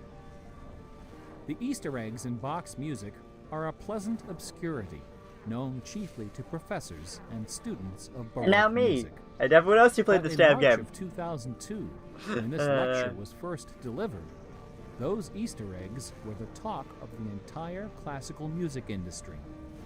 Sitting near the top of the classical music charts that month so is this a was re-recording of compact it? disc Oh, on the interesting. ECM label called Morimer. What It was performed by the Hilliard Choral Ensemble, together with a talented but, until then, little-known violinist, Christoph Poppen. The music on Morimer is based on a geometriacal analysis of Bach's Partita in D minor for solo violin. This analysis by German professor Helga Thome assigns numeric values to the duration of notes, the number of bars, and the German letter notation We're not even of halfway a through. partita. Jesus Christ. In doing so, she claims to have discovered the complete text of several liturgical ceremonies encoded in the notes. The CD presented these hidden texts superimposed over the original music. The result was strangely melancholy, dark, haunting, and very, very popular. Quite a few music critics attacked this disc. They didn't buy Professor Thone's analysis, dismissing it as a combination of numerology and canny marketing. Their caution was not without basis. Of course, people are gonna come with crazy shit all the time. Numerology is a slippery slope down which many a fine mind has slid to its doom. Allow me to offer an amusing anecdote from my own experience. Back in the early 90s, before the internet took off, one of the more popular online bulletin board systems was a service called Prodigy. I bought an account on Prodigy so I could join a fraternal interest group and gossip with fellow members around the country. One day, a stranger appeared on our bulletin board. Right away, I knew we were in trouble. This fellow, whose name was Gary, began spouting all kinds of apocalyptic nonsense about worldwide conspiracies, secret societies, and devil Oh, we still worship. have those today. Don't worry, we haven't gotten rid of those. They're everywhere. At first, I mean, we tried to be polite. Not usually devil We worship questioned now. his sources, corrected his histories, Now logically 5G is most of refuted the his thing. claims, and tried to behave in a civilized manner. But instead of soothing him, our attention only made him worse. His conspiratorial warnings became urgent, approaching hysteria. He began to threaten people who disagreed with him. To coin a phrase, Gary went all uppercase. But his most urgent All right, fair warnings enough. weren't about the gays, the Jews, the Rockefellers, Alright.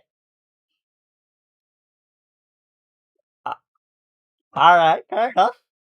or the Illuminati. I wasn't expecting anything According about to that. Gary, the greatest enemy of mankind was Where's Santa Santa Claus. Oh, I want to meet Gary this man now. claimed to possess a secret numerical formula that Ooh, proved numerology beyond once again. a shadow of a doubt that Santa Claus was an avatar of the Antichrist. Of course. Of course. Intrigued, we pressed Gary to reveal his formula. In doing so, Ow. we walked right into his trap. We should We have should have known he had a book to booked sell. us out. I fell for it. I sent him the $15. I Less than a week later, the book arrived. honestly, I would have Above too. an ominous photograph of the Washington Monument was emblazoned the title, 666, The Final Warning. Wait, so okay, they're mentioning the Washington Monument, which is also an obelisk, and there's 6 obelisks hidden throughout the map. And the total number of puzzles is 665, isn't it? How annoying. I guess you could technically say that figuring out a connection between those could be called the last puzzle. I don't know. But that was intentional, wasn't it? Making there be 6 obelisks. Inside this privately printed 494-page Oh my monster, Gary God. reveals a simple geometrical formula, which he claims was developed by the ancient Of course, Sumerians. the Sumerians. This It's always the formula assigns Sumerians. successive products of 6 to each letter. It's of always the alphabet. Sumerians. A equals 6, B equals 12. Why do people pick C on the poor equals Sumerians? 18, etc. Imagine my dismay when I applied this ancient formula to the name Santa Claus and obtained the blasphemous sum of 666, the biblical number of the beast. I went on Prodigy and reported to the stunned members of our interest group that Gary was right after all. There could be no doubt that according to the unimpeachable wisdom of ancient Samaria, Santa Claus was the Antichrist. I then went on to point out several other names which, when submitted to Gary's formula, also produced the sum 666. Names like St. James, Not New York, York. and New Mexico. Ow.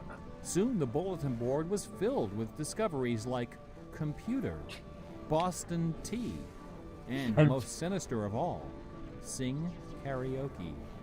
Not Gary left us karaoke. alone after that. I got my $15 worth.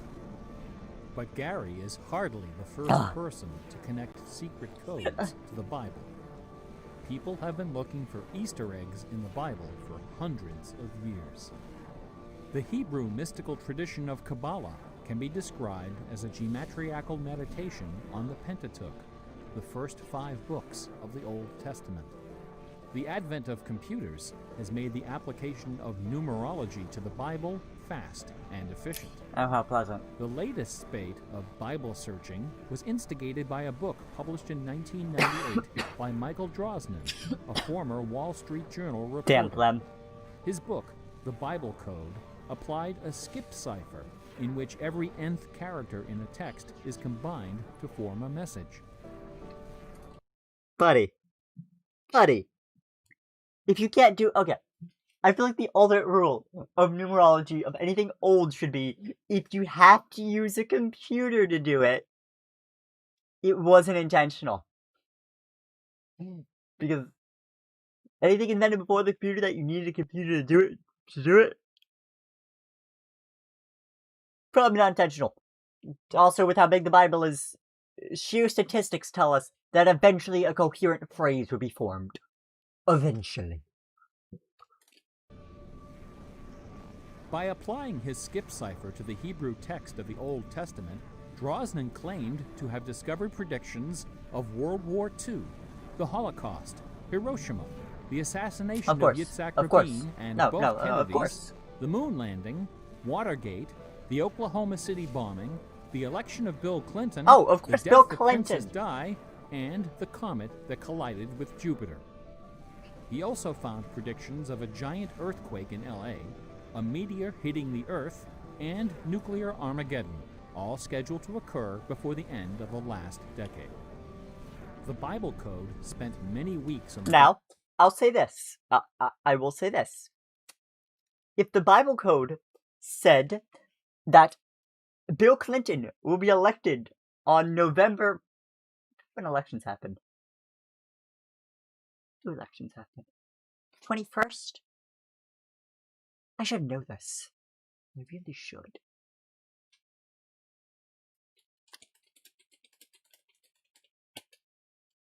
November 3rd. I was very off.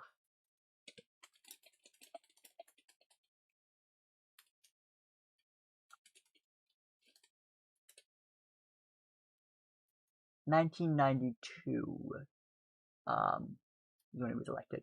Now, if the Bible thing spelled out, Bill Clinton will be elected November 2nd, 1992. You might have something. I might buy that at that point, honestly. If it's... But I don't think so. Seller lists, spawning several secrets I just don't think so, mate. and dozens of imitators. The Bible has certainly attracted its share of crackpots. But for the real hardcore egg hunters, nothing can rival the ingenuity, the tenacious scholarship, the stubborn zeal of those who seek the answer to the ultimate literary puzzle. A poisonous conundrum that has squandered fortunes, destroyed careers, and driven healthy, intelligent scholars to the brink of madness It is and beyond.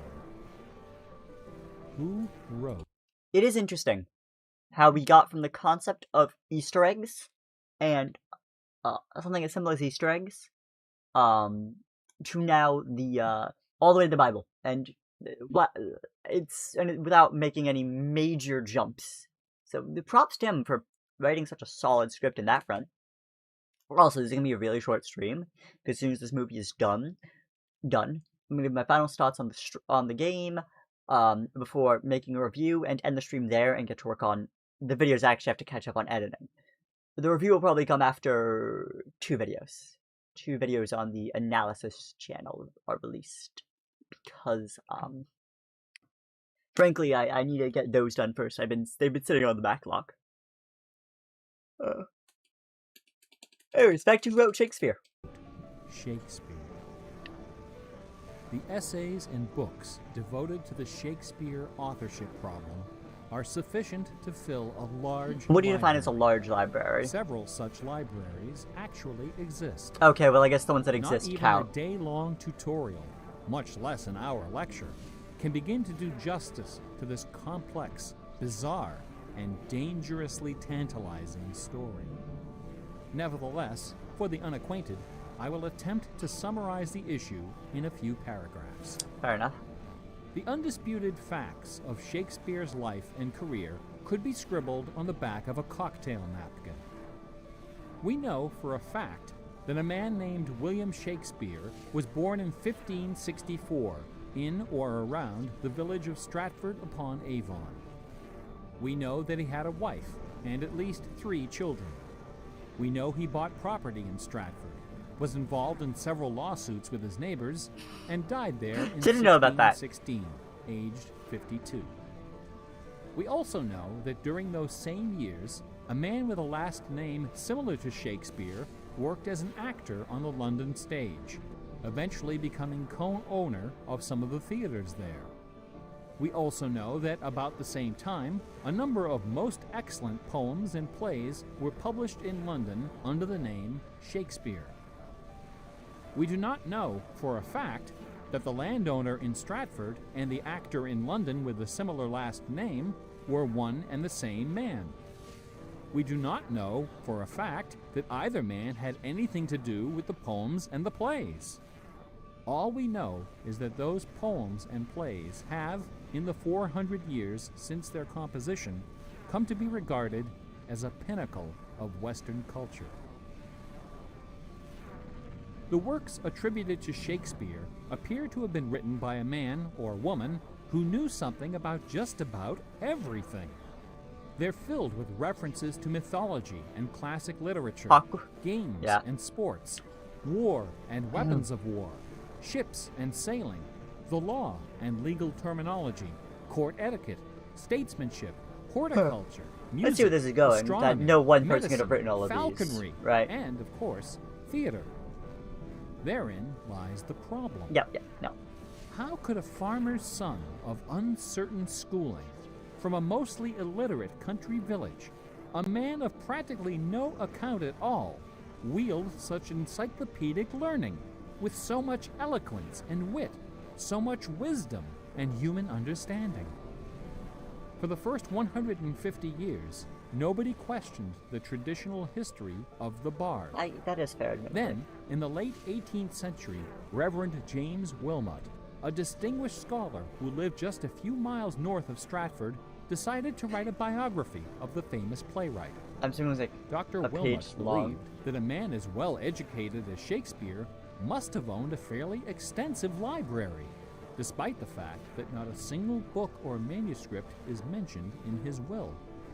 Over the years, he speculated, some of those books must have found their way into local collections. Or been destroyed And due so, from the good unfortunate Reverend Doctor scoured the British countryside, taking inventory of or destroyed in unfortunate circumstances. literally every bookshelf within 50 miles of Stratford. Not a single book from the library of William Shakespeare was discovered. Neither were there found any letters to, from, or about Shakespeare. Furthermore, no references to the folklore, local sayings, or distinctive dialect of the Stratford area could be found in any of Shakespeare's. But how do we know the dialect from back then? I mean, I guess we have letters at best. That's it. Writings. After 4 years of painstaking research, Dr. Wilmot concluded, to his own dismay, that only one person contemporary with Shakespeare of Stratford had ever demonstrated the wide-ranging education and expressive talent needed to compose those poems and plays. That man was the multilingual author, philosopher, and statesman, inventor of the scientific method, Chancellor to the courts of Queen Elizabeth and King James. Damn. Sir Francis Prolific Bacon. man. Dr. Wilmot. And his name is Bacon. I mean, to be fair, the great food is named after him, clearly. Oh, that's unfortunate. That's unfortunate. Isn't bacon made from pig's rear? Right? Right, let's, Meat from a pig. Right, isn't bacon technically made from the rear? You just have to check. Oh no, it's made from a pig's stomach. Alright. I was gonna say he's literally the butt of modern science, but I guess not, unfortunately. It's made from a stomach area. But never dared to publish his theory. But before he died, he confided it to a friend, James Cowell, who, in 1805, repeated it to a meeting of the Ipswich Philosophical Society. No, I'm kidding. I'm kidding. The members of the society were suitably outraged, and the scandalous matter was quickly forgotten. Then, in 1857, a lady from Stratford, Connecticut, published a book called The Philosophy of the Plays of Shakespeare Unfolded. In this book, Miss Delia Bacon, no relation to Francis, claimed that the works of Shakespeare were written by a secret cabal of British nobility, including Sir Walter Raleigh and Sir Philip Sidney, as well as Sir Francis Bacon. Delia Bacon's book electrified. Can we just, like, apply the rule of Occam's razor? The simplest answer is usually the correct one. And maybe there might have been more people helping Shakespeare, but it seems unlikely that there was such a grand conspiracy. The world of letters. Battle lines were drawn between the orthodox Stratfordians and the heretical Baconians. Literary societies and scholarly journals were formed to debate the evidence. Hundreds of pamphlets, newspaper articles, and essays were published defending each side and ridiculing the opposition with that self-aggrandizing viciousness peculiar to tenured academics. Armed with her explosive book, Delia Bacon journeyed to Stratford-upon-Avon and, unbelievably, obtained official permission to open Shakespeare's grave. However, when the moment came to actually lift the stone, Delia's self-doubt precipitated a catastrophic nervous breakdown. That was fair. She later died penniless in a madhouse. Okay, see, I wasn't expecting that. That I wasn't expecting. But I mean, I too would have a nervous breakdown if I had to open a grave that was like a few hundred years old and also belonged to one of the most famous people in all of human history. Just saying. Around 1888, things began to but get did we ever a take bit it off? out of hand. Did we ever find out? U.S. Congressman Ignatius Donnelly of Minnesota that's a became problem. interested in the Shakespeare controversy. That's a problem. One day, browsing through his facsimile copy of the First Folio of 1623, he noted that the word bacon appeared on page 53 of the Histories and also on page 53 of the Comedies. He also noted that Sir Francis Bacon had written extensively on the subject of cryptography. Donnelly began counting line and page numbers, adding and subtracting letters, drawing lines over sentences. The definition of, ah shit, here we go again. Circling words and crossing them out. The result was a complex and virtually incomprehensible algorithm, which he claimed was invented by Bacon to hide secret messages inside the First Folio. The greatest Easter egg hunt in the history of Western civilization had begun. Sure. Alright. Here are just a couple of the sillier highlights. Ooh, I love silly highlights. A doctor named Orville Owen of Detroit constructed a bizarre research tool he called the Wheel of Fortune. This wheel consisted of two giant wooden spools wrapped with a strip of canvas 2 feet wide and 1,000 feet long. Onto this canvas, he glued the separate pages of the complete... So something that's actually interesting, so this game's spatial audio is really good. I'm not sure that, not really relevant to this, but I just noticed the sound of my right ear, my right headphone, is actually louder than my left because I'm standing a bit more to the left as opposed to the right, which is where the speakers are, where the sound is coming from. Clever. Works of Bacon, Shakespeare. It's only noticeable if I've been listening to Green, it for like the past Peele, 40 and minutes. Okay, Spencer, not yet. Not 40 minutes together yet, but with half an hour Burton's is late? Anatomy Probably, of yeah. Melancholy. By cranking the spools back and forth, Dr. Owen could quickly zip across the pages in search of clues and cross-references. That just sounds kind of neat. Employing a large team of secretaries and stenographers, Owen claimed to have uncovered a complete alternative history of Elizabethan England.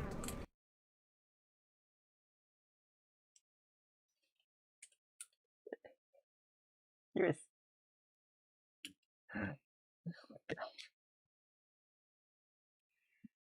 Oh my god. Ah, yes, all of England's history is wrong. All of it, not, no. It's not.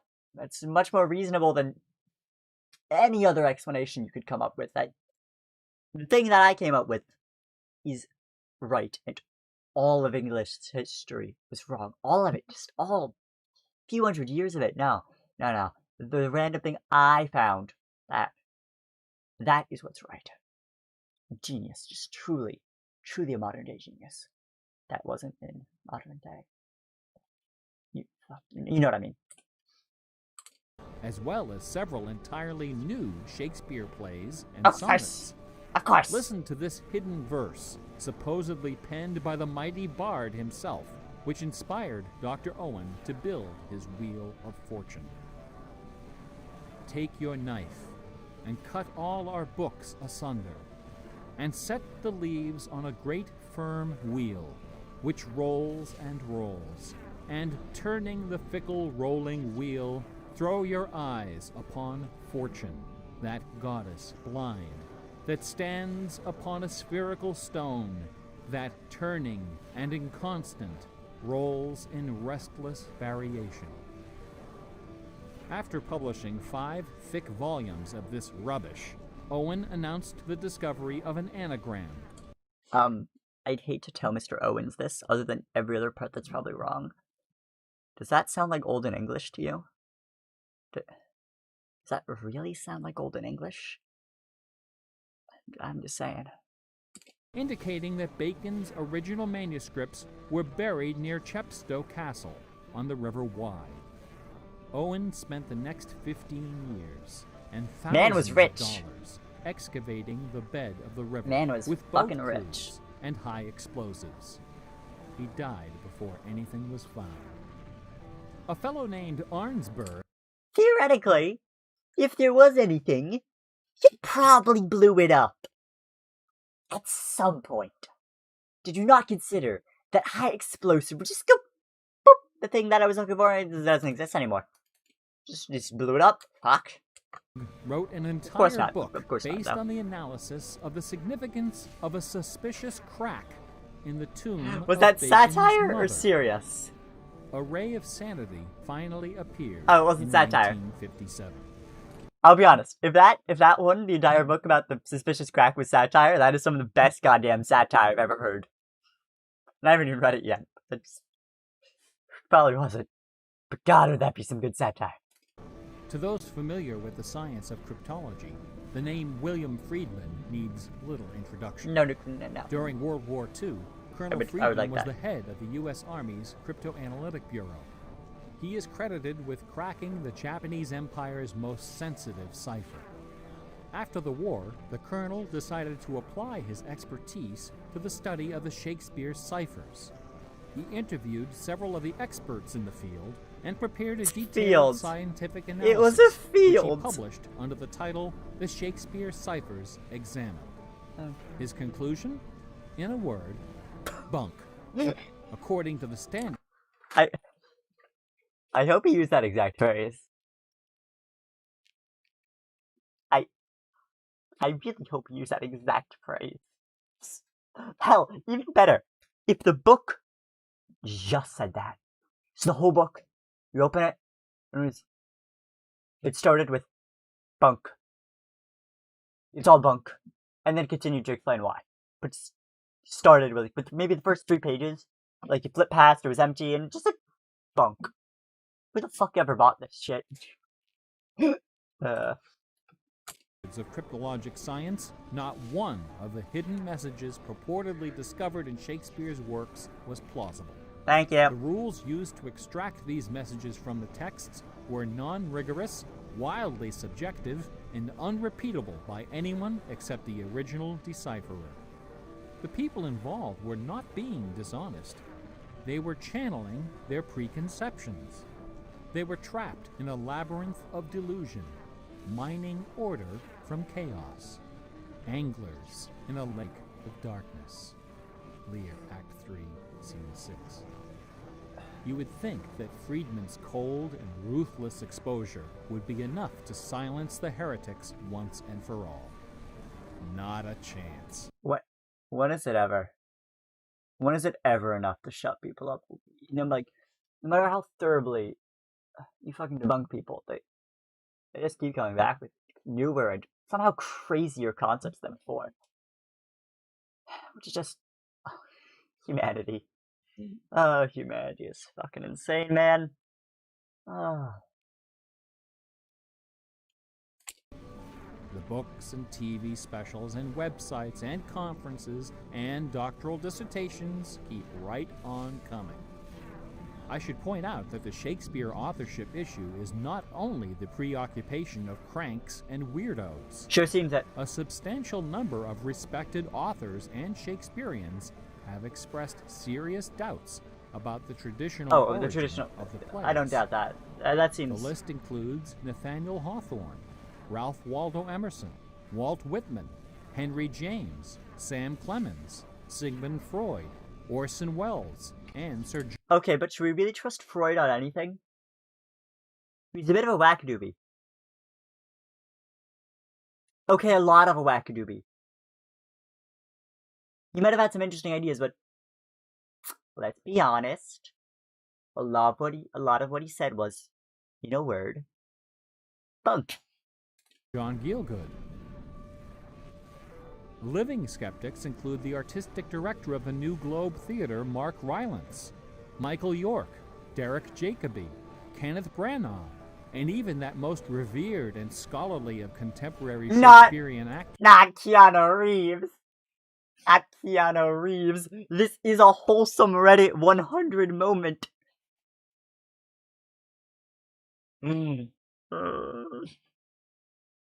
Oh, never has such a disgusting phrase come out of my mouth.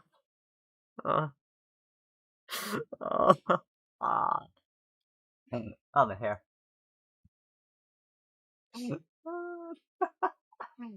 Not Keanu Reeves. Not Mr. Reddit Wholesome 100 Chungus moment himself. No. No. Keanu Reeves. The current leading candidate for the authorship is Edward de Vere, the 17th Earl of Oxford, a theory first proposed in 1920 by an English schoolmaster with the unfortunate name J. Thomas Looney. What is it about Bach, the Bible, and the works of Shakespeare that inspires this intense scrutiny? Nobody's looking for acrostics in Chaucer or Keats. There are no hit CDs of the secret chorales of Wagner or Beethoven. For the answer, we need to recognize the unique roles which the Bible and Shakespeare have played in the development of Western culture. I mean, yeah, pretty much just that, obviously, but it's fairly simple, most likely. Well, not simple, but it's not the most complicated thing to understand. Everyone wants to be the one to be like, oh my god, this thing that our entire society is built upon, that so much of our culture is based on, has some newer meaning that was never discovered before. And I was the one who found it. I was the one who discovered that hidden layer that no one in years and years had ever discovered. How cool is that? That's the reason. Obviously, it's probably going to be a bit more analytical than that, but when you get down to it, that's the basic psychology. Everyone wants to be the one that just had that, oh my god, this thing, there's been this crazy underlying conspiracy all along. No other single work of literature has influenced modern English more than the translation of the Holy Bible published in 1611 under the auspices of King James I. The King James Bible exemplifies the meaning of the word classic. It has been called the noblest monument of English prose. the very greatest. Despite, of course, not being originally written in English and just being a translation.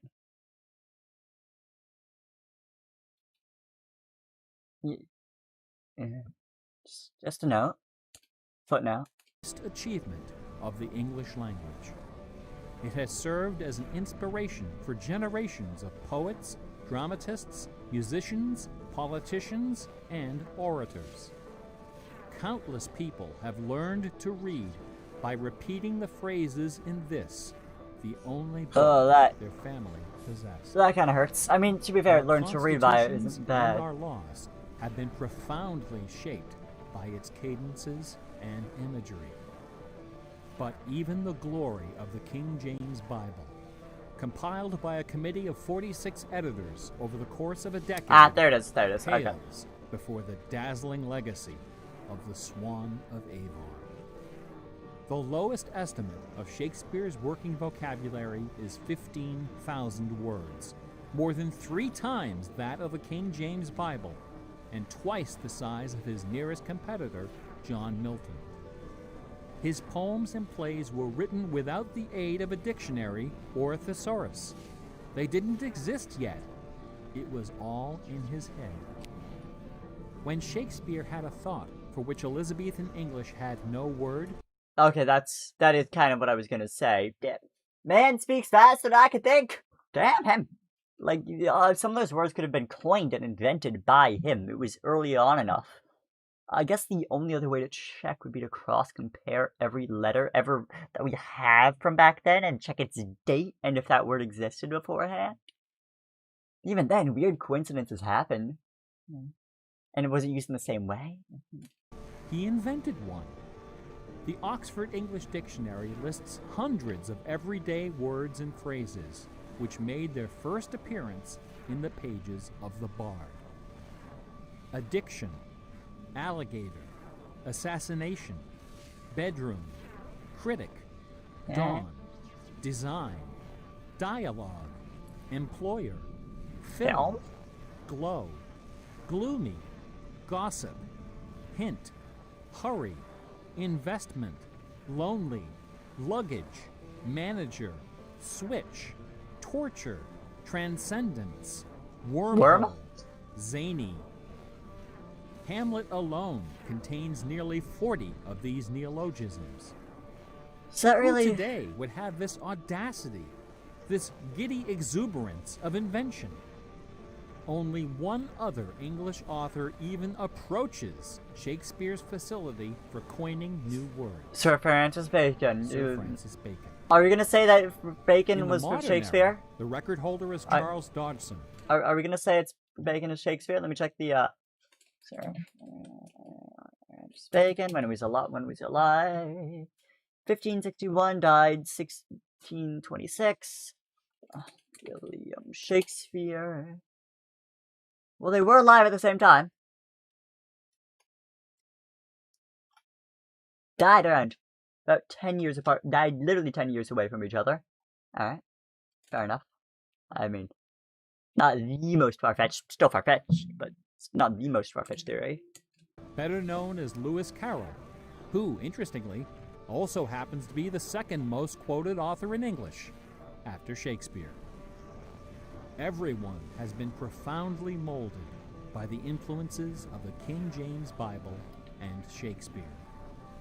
Like it or not, all of us peer at the world through the lenses of these great works. They are the primary source documents of modern English thought, the style guides of our minds. Contemplating these dazzling jewels of wisdom and eloquence gives rise to an extraordinary feeling, a potent, rare, and precious emotion with the potential to completely upset your life. Okay. An emotion powerful enough to make a man abandon his wife and children, Skepticism? forfeit Fear? career and reputation, Curiosity? lay down his Curiosity. possessions, Probably curiosity. and follow his heart without question. That sweet, sweet fusion of Okay. wonder Aw, fair enough. and That's... fear, irresistible attraction, and soul-numbing dread known as awe. Awe is the grail of artistic achievement. No other human emotion possesses such raw, transformative power, and none is more difficult to evoke. Alright, yeah, no, I'll buy that. I'll buy that. Few and far between are the works of man that qualify as truly awesome. Ha ha. It is awe that convinces a rabbi to spend a lifetime decoding Yahweh from the Pentateuch. Awe that sends millions of visitors each year to the pyramids of Giza, Guadalupe, and Mecca. It was awe that drove poor Delia Bacon to her doom. Now, please don't come away from this lecture thinking that the key to awesome game design is the installation of Easter eggs. Ordinary games with their contrived Easter eggs and cheat codes are like the Battery of the Month Club. You have to trudge down to the back of the store to get what you really came for. If superpower is what people really want, why not just give it to them? Is our imagination so impoverished that we have to resort to marketing gimmicks to keep players interested in our games? Yes! No, I got nothing else. Yeah, it's sad, but yeah. I'm sorry, buddy. I know this is in 2002. Have you seen the modern game landscape? It's not great. It's really not great. At all. Ugh.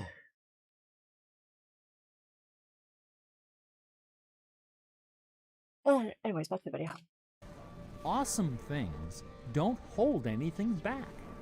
Awesome things are rich and generous. I do hope that the treasure is right Jonathan there. Blow isn't saying this about his game. One afternoon, In fact, if I was anything, sitting he alone would be agreed behind to the that in counter at that some way. old Radio Shack store. My boss had stepped out for some reason. An elderly woman walked through the front door. Like most of our customers, she was shabbily dressed, probably on a fixed income. I assumed she was there for her free battery, but instead, she placed a portable radio on the counter. This little radio came from the days when they boasted about the number of transistors inside on the case. It was completely wrapped in dirty white medical tape. The woman looked at me and asked, "Can you fix this?" Slowly, I unwrapped the medical tape, peeling away the layers until the back cover of the radio fell off, accompanied by a cloud of Probably red not dust. with the amount of rust The that... interior of the radio was half eaten away by battery leakage and corrosion. I looked at the radio. I looked at the old woman. I looked back at the radio. I reached behind me, where the expensive alkaline batteries were hanging like prescription medication, and removed a gleaming 9-volt cell from its gold blister pack. Then I pulled a brand new transistor radio from a box, installed the alkaline, and helped the lady find her favorite station. No money changed hands. She left the store without saying a word. Awesome things are kind of like that.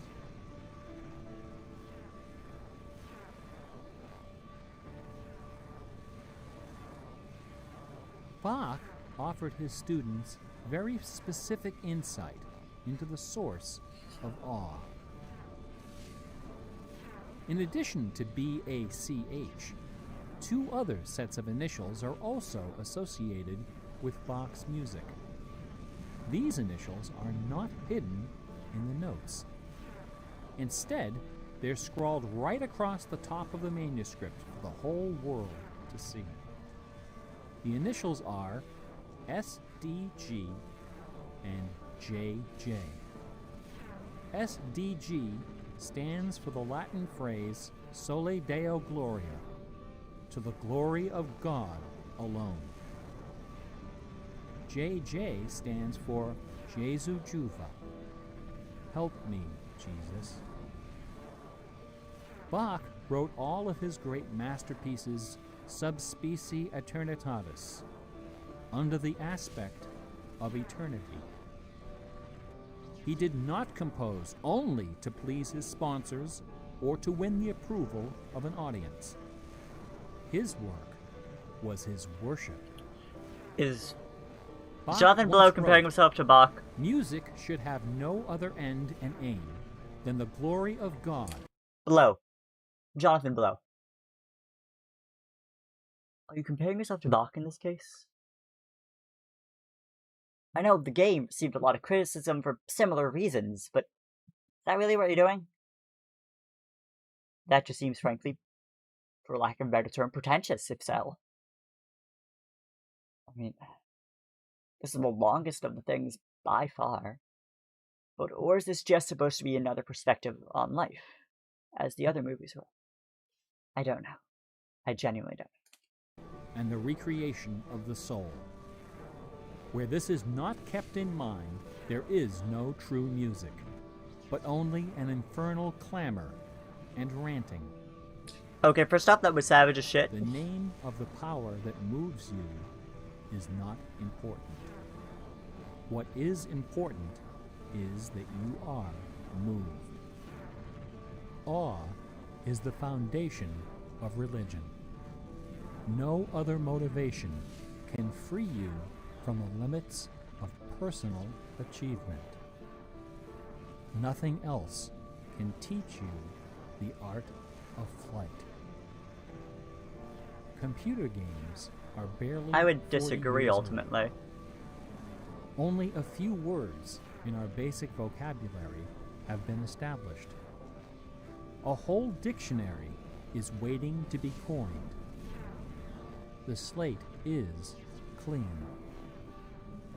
Someday soon, perhaps even in our lifetime, a game design will appear that will flash across our culture like lightning.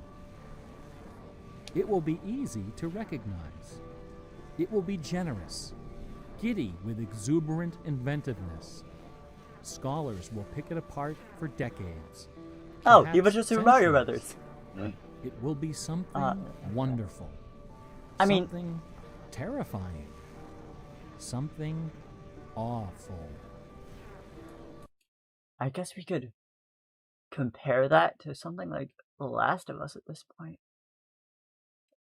Maybe Undertale as well. A few years ago, I was invited to speak at a conference in London. My wife joined me, and we took a day off for some sightseeing. We decided to visit England's second biggest tourist attraction, Stratford-upon-Avon. It was cold and rainy when our train arrived. Luckily, most of the attractions are just a short walk from the station. We visited Shakespeare's birthplace, a charming old house along the main street, which attracts millions of pilgrims every year, despite the complete lack of any evidence that Shakespeare was born there or even lived anywhere near it.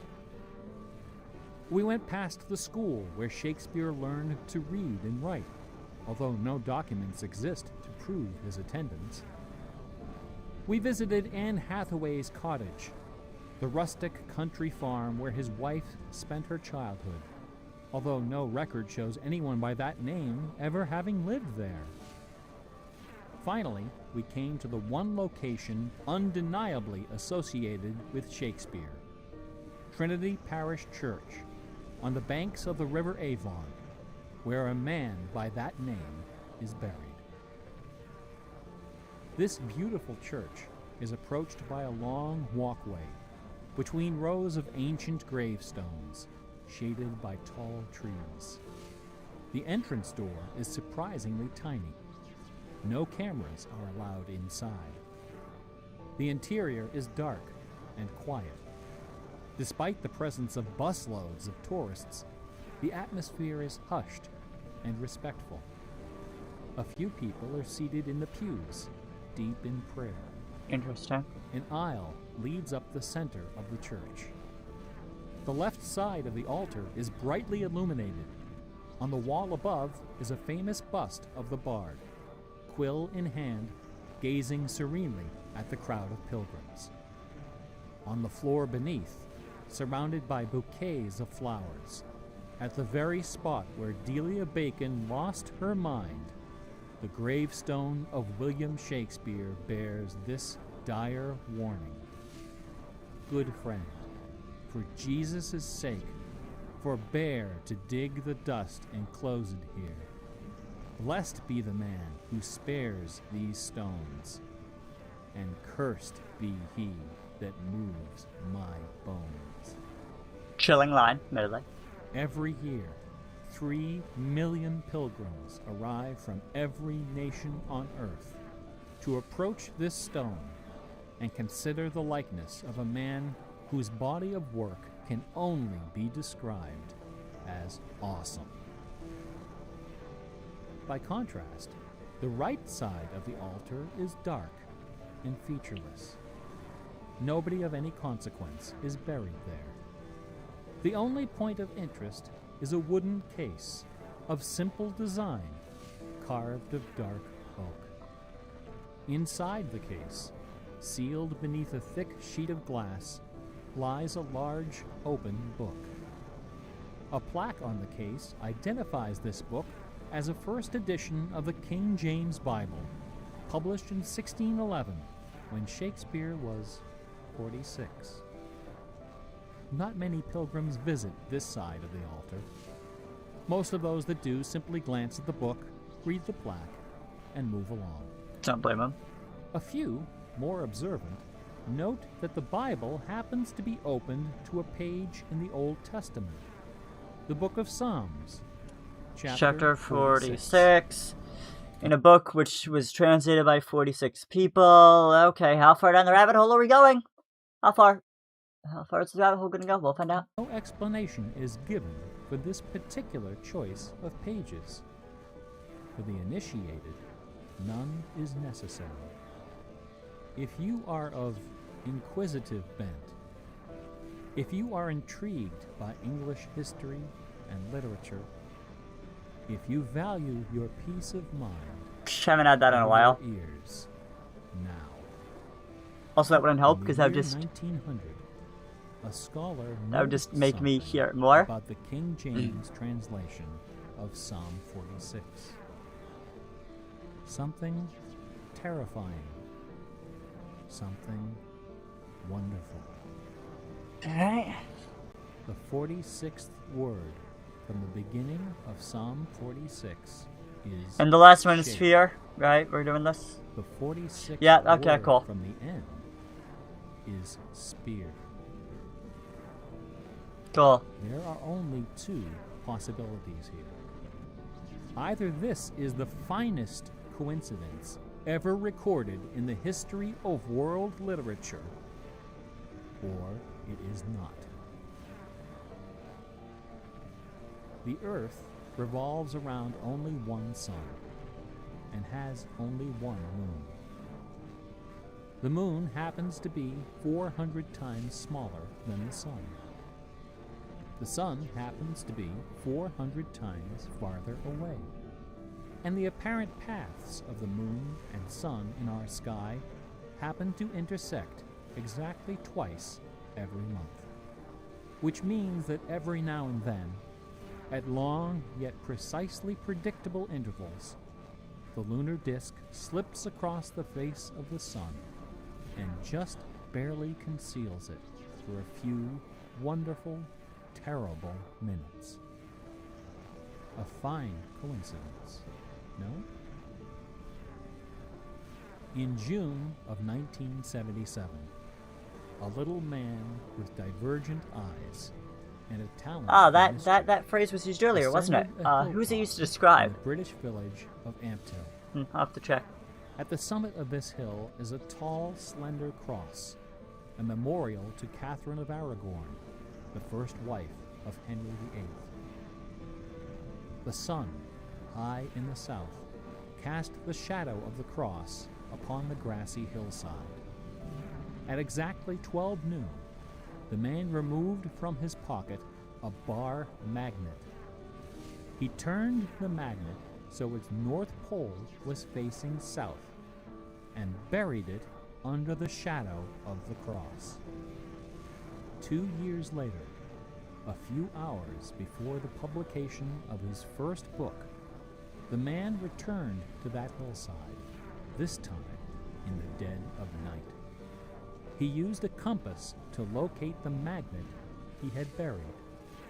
In that same place, he dug a hole in the ground and placed inside a ceramic container inscribed with the following words: "I am the keeper of the jewel of masquerade, which lies waiting safe inside me for you or eternity."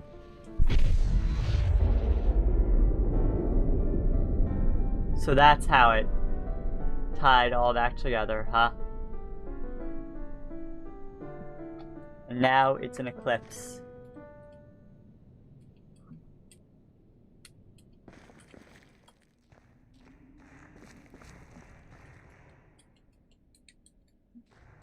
Obviously someone found it. Where else you wouldn't know about that?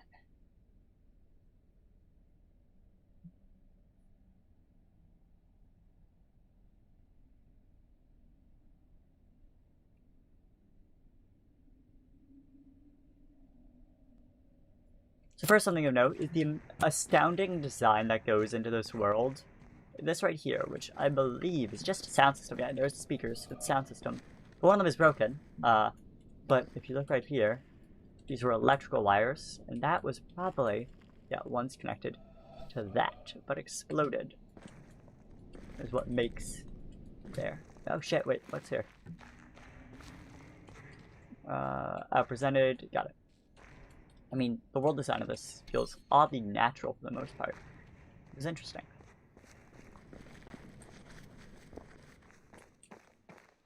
But there's one thing I want to check. There's either a singular church or two churches here. There's this church right here.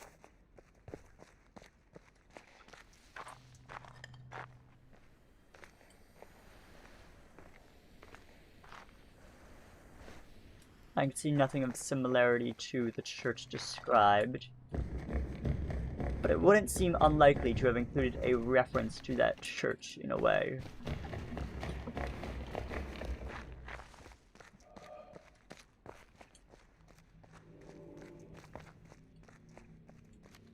So let us go check that, which I think is a church, but I could be wrong. So the monastery, but I don't believe that counts as a church.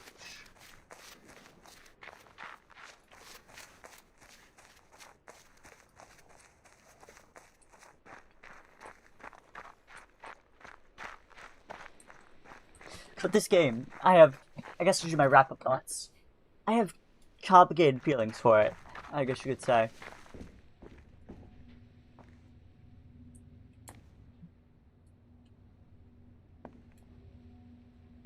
No. It'd been interesting if there was a book there. I wonder if this is modeled after a specific person. I was thinking that this might have been a reference to that entire thing. Possibly, probably not then. So, my thoughts on this game are complicated. That's an understatement, but they are. On one hand, it's incredibly unique. It's like nothing else, really. I mean, the world design is absolutely stunning. I can't praise that enough. The puzzles are incredibly interesting, but on times can borderline on unfair. My personal example is the ship puzzle, which, no, you can't defend that. And let me show you exactly why I think the ship puzzle is indefendable while I continue to talk about the game in other aspects. The environmental puzzles are all brilliantly hidden and incredibly interesting, and the aspect of perspective is genius. I do think you could have been handheld a bit further to be led to Seaside. Not Seaside, to be led to, the Orchard. Because the Orchard should be the first area you play, no matter what. maybe even you wouldn't be able to leave it without having done that, to give the idea of the connection between the puzzles and the environment, as that is key, and I know too many people that hadn't figured that out. But so if we go back to, and I didn't like this place. I did not like the jungle at all. I thought the jungle was poorly handled. Shit. It was just a poor idea, honestly. Sound is too hard to... Sound isn't an exact science, is I think the problem I had with, part of what the problem I had with it was. Sound is much more up to interpretation than anything else. But if you listen here, it's not hard to listen here, because that's the whole point. But, I wonder what that humming is, by the way. I never figured that out. All the sound here. Every single one. Here.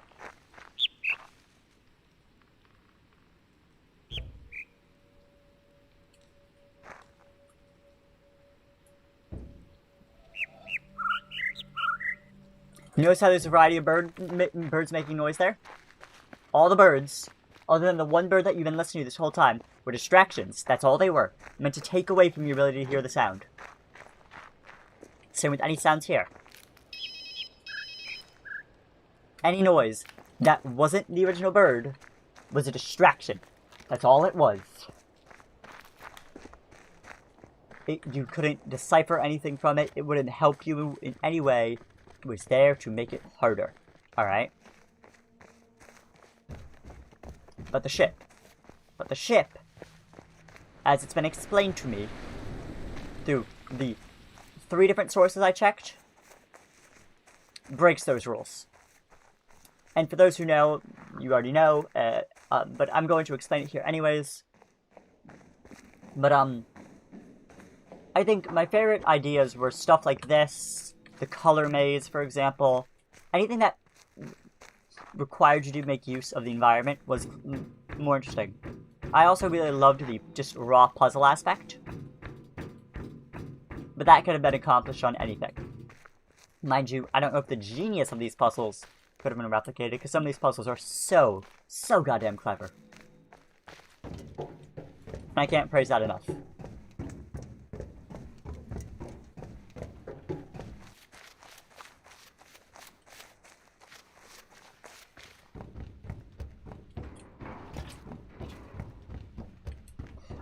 In the Secret of Psalm 46, well, I know it's not Jonathan Below that's speaking. He mentions that do we need advertising gimmicks to create interest in something? And I would have to answer yes. Not just due to what's obviously the case, but also it's necessary as a front, as just a necessary evil, because there's so many games now competing for our attention that without advertising gimmicks, what's there to show that your hard-earned money deserves to be spent on this game than any other. Anyways, here.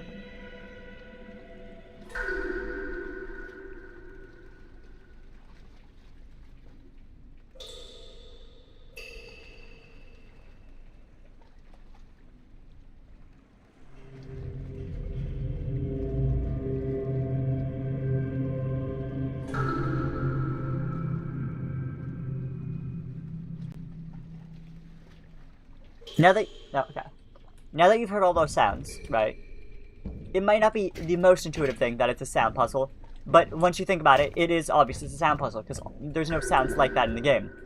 Sound like that is just, the only other sounds most of the time are your footsteps. But the problem I have with that puzzle is, at least once again, the way it's been explained to me, if someone else can explain it better, that the sounds that you need to listen for are both the water droplets and the creaks of the ship, which breaks the pre-established rules that you need to listen for only one type of sound, and that anything else is a distraction. That is why I think that puzzle is unfair. Feel free, and I will also be quoting myself there in my actual video about this game, but feel free to correct me if I'm wrong about something here. Honestly, please correct me if I'm wrong about something there. That'd be highly embarrassing. Yeah, I'd like to be informed. Another thing is that I think this could have been executed better. This just could have been executed better. clever concept, really clever concept, but I think it should have been placed directly in between the two sections. It's directly in between.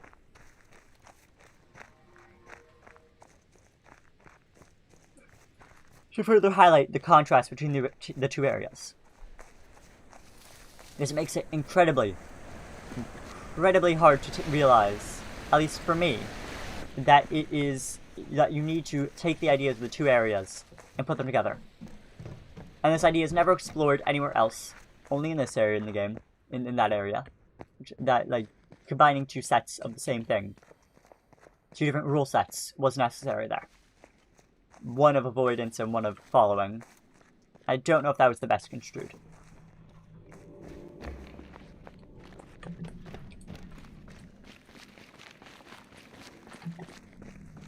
What I want to check is here. It is not. What is this? It is this.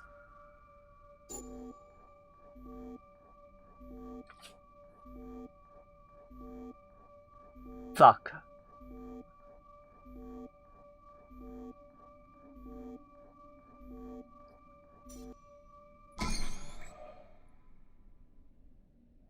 The one puzzle tied to the thing that breaks all the rules is the man who has somewhat ludicrous ideas of other things that don't quite make sense.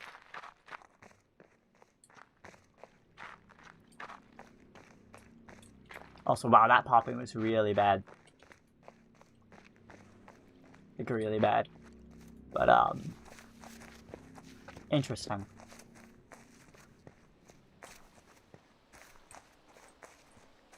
Is that intentional? It's hard to say, really. I mean, it feels it, but I don't know. I can't say. That's the case with a lot about this game. I can't say.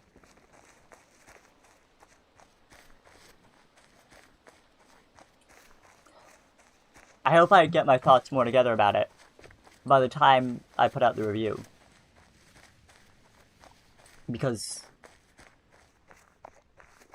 it's complicated.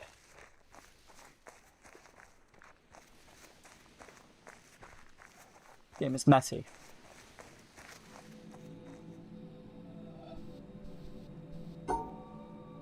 Was it something like that? Not quite. I mean, I think I remember.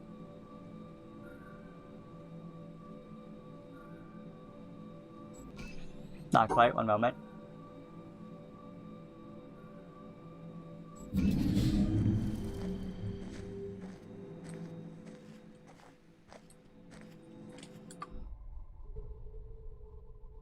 $135 plus 6.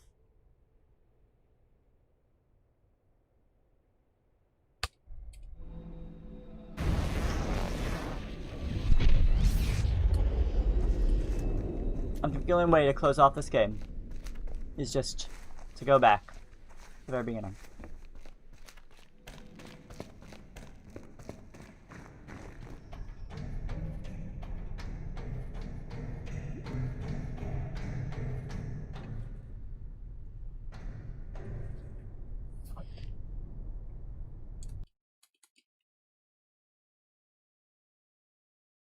That's it for this time, guys. I'll be back tomorrow.